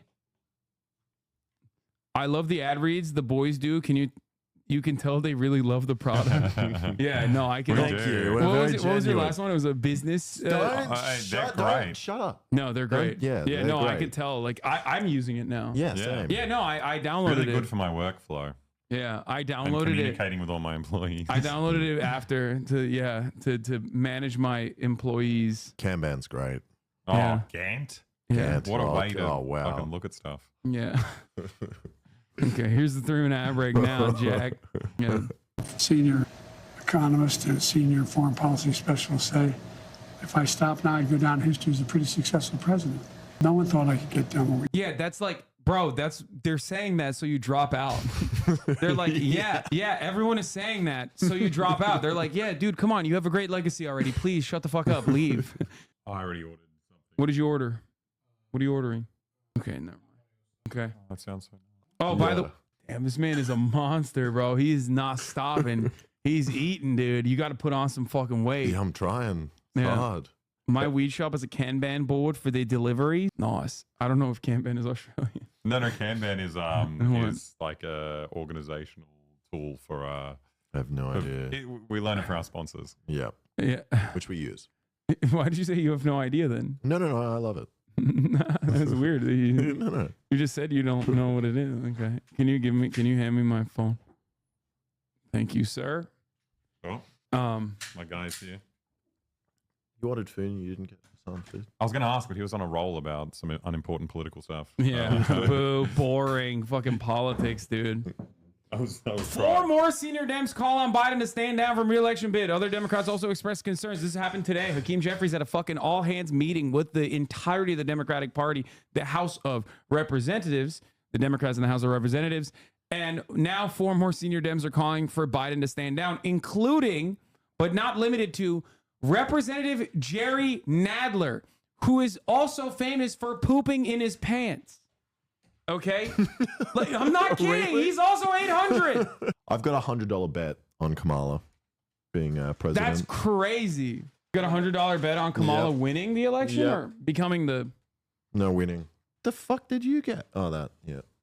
That is not healthy, bro. I would not have allowed you to... I would not have allowed you to eat that if it were up to me. This man is so old, he tucks his titties into his waistband. Oh my God. What an image. You're not wrong, but sometimes you should keep that in. You know what I mean? You shouldn't say that. We got time. But are you being honest with yourself as well about your ability to defeat Donald Trump right now? Yes.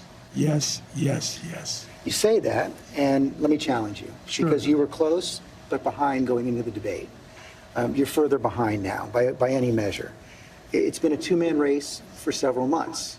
Inflation has come down. In those last few months, he's become a convicted felon, yet you're still falling further behind. You guys keep saying that. George, you know polling better than anybody. Do you think polling data is accurate as it used to be? I don't think so, but I think when you look at all of the polling data right now, it shows that he's certainly ahead in the popular vote, probably even more ahead in the battleground states. And one of the other key factors there is it shows that in many of the battleground states, the Democrats who are running for Senate and the House are doing better than you are. That's not unusual in some states. I carried an awful lot of Democrats last time I ran in 2020. Look, I remember them telling me the same thing in 2020. I can't win. The polls show I can't win. Remember 2020, the red wave was coming. Before the vote, I said that's not going to happen. We're going to win. We did better in an off year than almost any incumbent president ever has done. They said in 2023, all the tough races, we're not going to win. I went into all those areas, all those districts, and we won. All that is true, but 2020 was a close race. And your approval rating has dropped significantly since then. I think the last poll I saw was about 36%. Smells delicious. The number of Americans who think you're too old to serve has doubled since 2020. Wouldn't a clear-eyed political calculus tell you that it's going to be much tougher to win in 2024? Not when you're running against a pathological liar. I love the lying. It's so stupid. That's the guy I told Brandon. That's beautiful. Yeah. People say he has a disability. That's why he walks like that. But I think it's because he pooped his pants. I refuse to believe people that say that. Okay. Anyway, he's the guy who told Brandon to step down because he's too old. That's pretty crazy. I know what that looks like when you fucking, when you fart and then it turns out there's more to that fart than you previously assumed. Okay. Oh, yeah. We've all been there. We've all been there. If he was walking like that, that was a big mess. Yeah. That's when it gets down to your ankles and you have to kind of slide. Yeah. We know what that's like. Don't fucking lie to me like that. Oh yeah, he's a disability. Not when he hadn't been challenged in a way that he's about to be challenged. Not when people. You've had months to challenge him. Oh, I sure had months, but I was also doing a hell of a lot of other things, like wars around the world. I was doing wars. I was doing too many wars. That's good, man. It's a good take. You're fucking killing this interview, dude. Congratulations. I was doing wars. I was doing NATO. It's pretty stressful. Like working anyway. But look. Oh, and he hit the anyway. That's my favorite, when he just cuts himself off and he's like, anyway. That's smart. Smarter than continuing. Yeah. No, but he already goes too far. He already says it when he's been silent for 10 seconds. Yeah, and then he just shuts up. He's like, we shouldn't explore that avenue any further. Do you really believe you're not behind right now? I think it's all the pollsters I talk to tell me it's a toss-up. It's a toss-up. Yeah, because your closest allies and your staffers, I think, are lying to you. Yeah. Like, and also it's not even true. You know there's bad polls. An internal poll leaked from the Biden camp. Like one of the numbers they were looking at that they did not want out there that was leaked to Axios that showed post-debate performance, like he dropped significant points in key states. Also, even when his own internal posters are telling him, or his staffers are telling him, "Oh, it's a toss-up, Mr. President," that's not good. That's bad. That means you're not fucking winning. Like, it shouldn't be a toss-up. You're the incumbent. As an incumbent, you have the advantage. You're supposed to have the incumbent's advantage. Do they historically win? What? Do they historically win? Yeah, usually, unless there's usually. Unless they like fucked up big time, like Trump with COVID. Unless there's like a once in a lifetime, global event like COVID. Yeah, usually the incumbent has the advantage. Behind, there's only one. And right now that's the other thing. Right now he is the incumbent. Yeah, here's the leaked poll. Leaked Dem internal polling from Open Labs, progressive nonprofit that conducts polling and message testing for a constellation of Democratic groups, including the preferred super PAC for Biden's re-election campaign. Their website is mostly blank. They don't seek publicity. Their client list is closely held, but their data-driven memos are trusted in Democratic circles and typically pass around a small group of clients and strategists. But it's it's just not looking too good. Look at this post-debate margin. Like, he's dropping off the fucking map. What's up? Oh, what? Just watching me eat and just Ew. upside down. Listen, he might not win in 2024, but Biden, I think, has a real chance in 2028. Yeah, 100%. Poll, I'm really far behind CBS poll and NBC. And New York Times and NBC both have you about 6 points behind in the popular vote. That's exactly right. New York Times had me behind before anything happened to do with this race. Had me behind 10 points. 10 points had me behind. Nothing's changed substantially in the debate. The New York Times poll. Just when you look at the reality, though, Mr. President, I mean, you won the popular vote in 2020, but it was still deadly close in the Electoral By College. 7 million votes. Yes, but you're behind now in the popular vote. I don't buy that. Is it worth the risk? I don't think anybody's more qualified to be president or win this race than me. You know, the heart of your case against Donald Trump is that he's only out for himself, putting his personal interest ahead of the national interest. How do you respond to critics who say that by staying in the race, you're doing the same thing? Oh, come on. Well, I don't think those critics know what they're talking about. They're just wrong. Wait, is that the face? Did I miss it? He did the really Very good face. happy. You know, the heart of your case against Donald Trump is that he's only out for himself, putting his personal interest ahead of the national interest. How do you respond to critics who say that by staying in the race, you're doing the same thing? Oh, come on. Well, I don't think those critics know what they're talking about.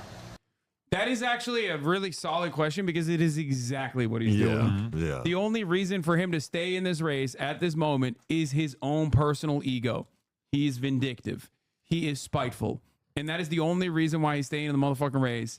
I think his motives are too complex for the journalist, to be fair. Yeah, just like Macron. Yeah. Dude, but like, it's just so stupid. It's just like, how can anyone look at this interview and go, wow, he really made a solid case here. I definitely feel like he's the only guy to win when polls are showing the exact opposite. And that was the only reason why he was propped up as the candidate in 2020. It's so confronting seeing it now, like the first time the media is like doing their job with him. Yeah. Like this should have been fucking like 5 years ago. Yeah, that's why it's so annoying. You're Yeah, like, what it's is like, wrong with you? he would have You saw buckled this like this. before. Like, Yeah, no, if they did this Okay, to him fine, in 2020, we'll Bernie. finally ask the fucking 90-year-old if he's too old. They're just wrong. It's wrong. Look, Trump is a pathological liar. Trump is, he is, have you ever seen anything Trump did that benefited somebody else, not him? You can't answer, I know. I've questioned him and his allies as persistently as any journalist has. No, I know you have. I'm not being critical. Yeah. I'm not being critical. But look, I mean, the man is a congenital liar. As I said, they pointed out in that debate he lied 28 times the Times, or whatever number, over 20 times. Talk about how good his economy was, how he brought down inflation, how this is a guy who, unlike only other president other than him is Hoover, lost more jobs than he created. This is a guy who told us to put bleach in our arms to deal with COVID, with over a million people died. This is a guy who talks about wanting to get rid of the healthcare provisions we put in place. This is a guy who wants to give the power back to big pharma to be able to charge exorbitant prices for drugs. This is a guy who wants to undo every single thing I've done. Every single thing. I understand that, and I understand that's why you want to stay in the race, but have you convinced yourself that only you can defeat him? I convinced myself of two things. I'm the most qualified person to beat him, and I know how to get things done. If you can be convinced that you cannot defeat Donald Trump, will you stand down? Yeah. It depends if the Lord Almighty comes down and tells me that, I might do that. Well, what are you? Oh my God! No, that was smart. Everyone I speak to here is Christian. No, that's just not. an American thing. Yeah, if Jesus Christ comes down and is like, bro, you got to drop out, then I'll drop out, is really good. That's sick. I mean, I don't think they really have an option, though. If an 81-year-old doctor who struggled to complete sentences looked down at me on the operating table and said he didn't care if I lived or not as long as he tried his hardest and did his best, I'm not sure that would be comforting. Hey, doc, there are other people invested in the outcome of this procedure than just you. Yeah, I mean, he's right. That's a good take from Ryan. I'm not that invested in Yeah, but you're in Australia, dude. Okay. I'm happy. Yeah, he's like, yeah, we already got AUKUS, which is what he was really stoked on. He's like, we already got the nuclear submarines. I'm good. I got my bag. Yeah, over my dead body is basically what he's saying here, which is crazy. I mean, on a more practical level, Washington Post just reported in the last hour that Senator Mark Warner is assembling a group of senators together to try and convince you to stand down because they don't think you can win. Well, Mark is a good man. We've never had that. He also tried to get the nomination too. Mark's not. He didn't. What does he mean? Am I wrong on this? I don't think Mark. Wait, what? Did Mark Warner run for president? Why did he say he tried to get the nomination? That's amazing. That was so loud. Mark Warner tried to get the nomination in 2008. He formed an exploratory committee in 2008, but decided not to run. I don't think he's talking about that. What the fuck? Why would you bring that up? Maybe he just leaked something he wasn't meant to leak. No, this literally feels like he tried to be like, yeah, Mark is just jealous of my fucking steez. but like, that's such a weird thing to fucking say. What that, like, bro, the libs think Biden didn't have a brain fart here. The fact that Biden can recall on the spot that Warner planned to run in 2008 while you failed to do even basic research before posting this asinine ramble fuckery. Oh my God. It was a mistake. It was ramble fuckery. Asinine ramble fuckery. Dude, the way that these guys write, like, oh my God, dude. Re-education camps for them too, okay? No.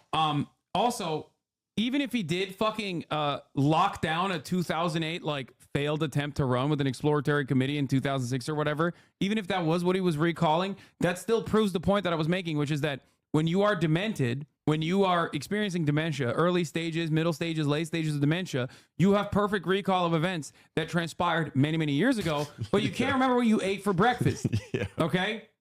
That's the problem. It's not 2010. It's 2024. But also, there's no way he remembered that. That was just a mistake, and he got lucky. Just he slipped. I don't think. Yeah, I think he just fucked up. Yeah. I don't think he's like doing perfect recall. Mark and I have a different perspective. I respect him. And if Chuck Schumer and Hakeem Jeffries and Nancy Pelosi come down and say, we're worried that if you stay in the race, we're going to lose the House and the Senate, how will you respond? I go into detail with them. I've spoken to all of them in detail, including Jim Clyburn. Every one of them. They all said I should stay in the race. Stay in the race. None of the people said, I should leave them. But if they do? Well, it's like, they're not going to do that. You sure? Well, yeah, I'm sure. Look, I mean, if the Lord Almighty came down and said, Joe, get out of the race, I'd get out of the race. The Lord Almighty's not coming down.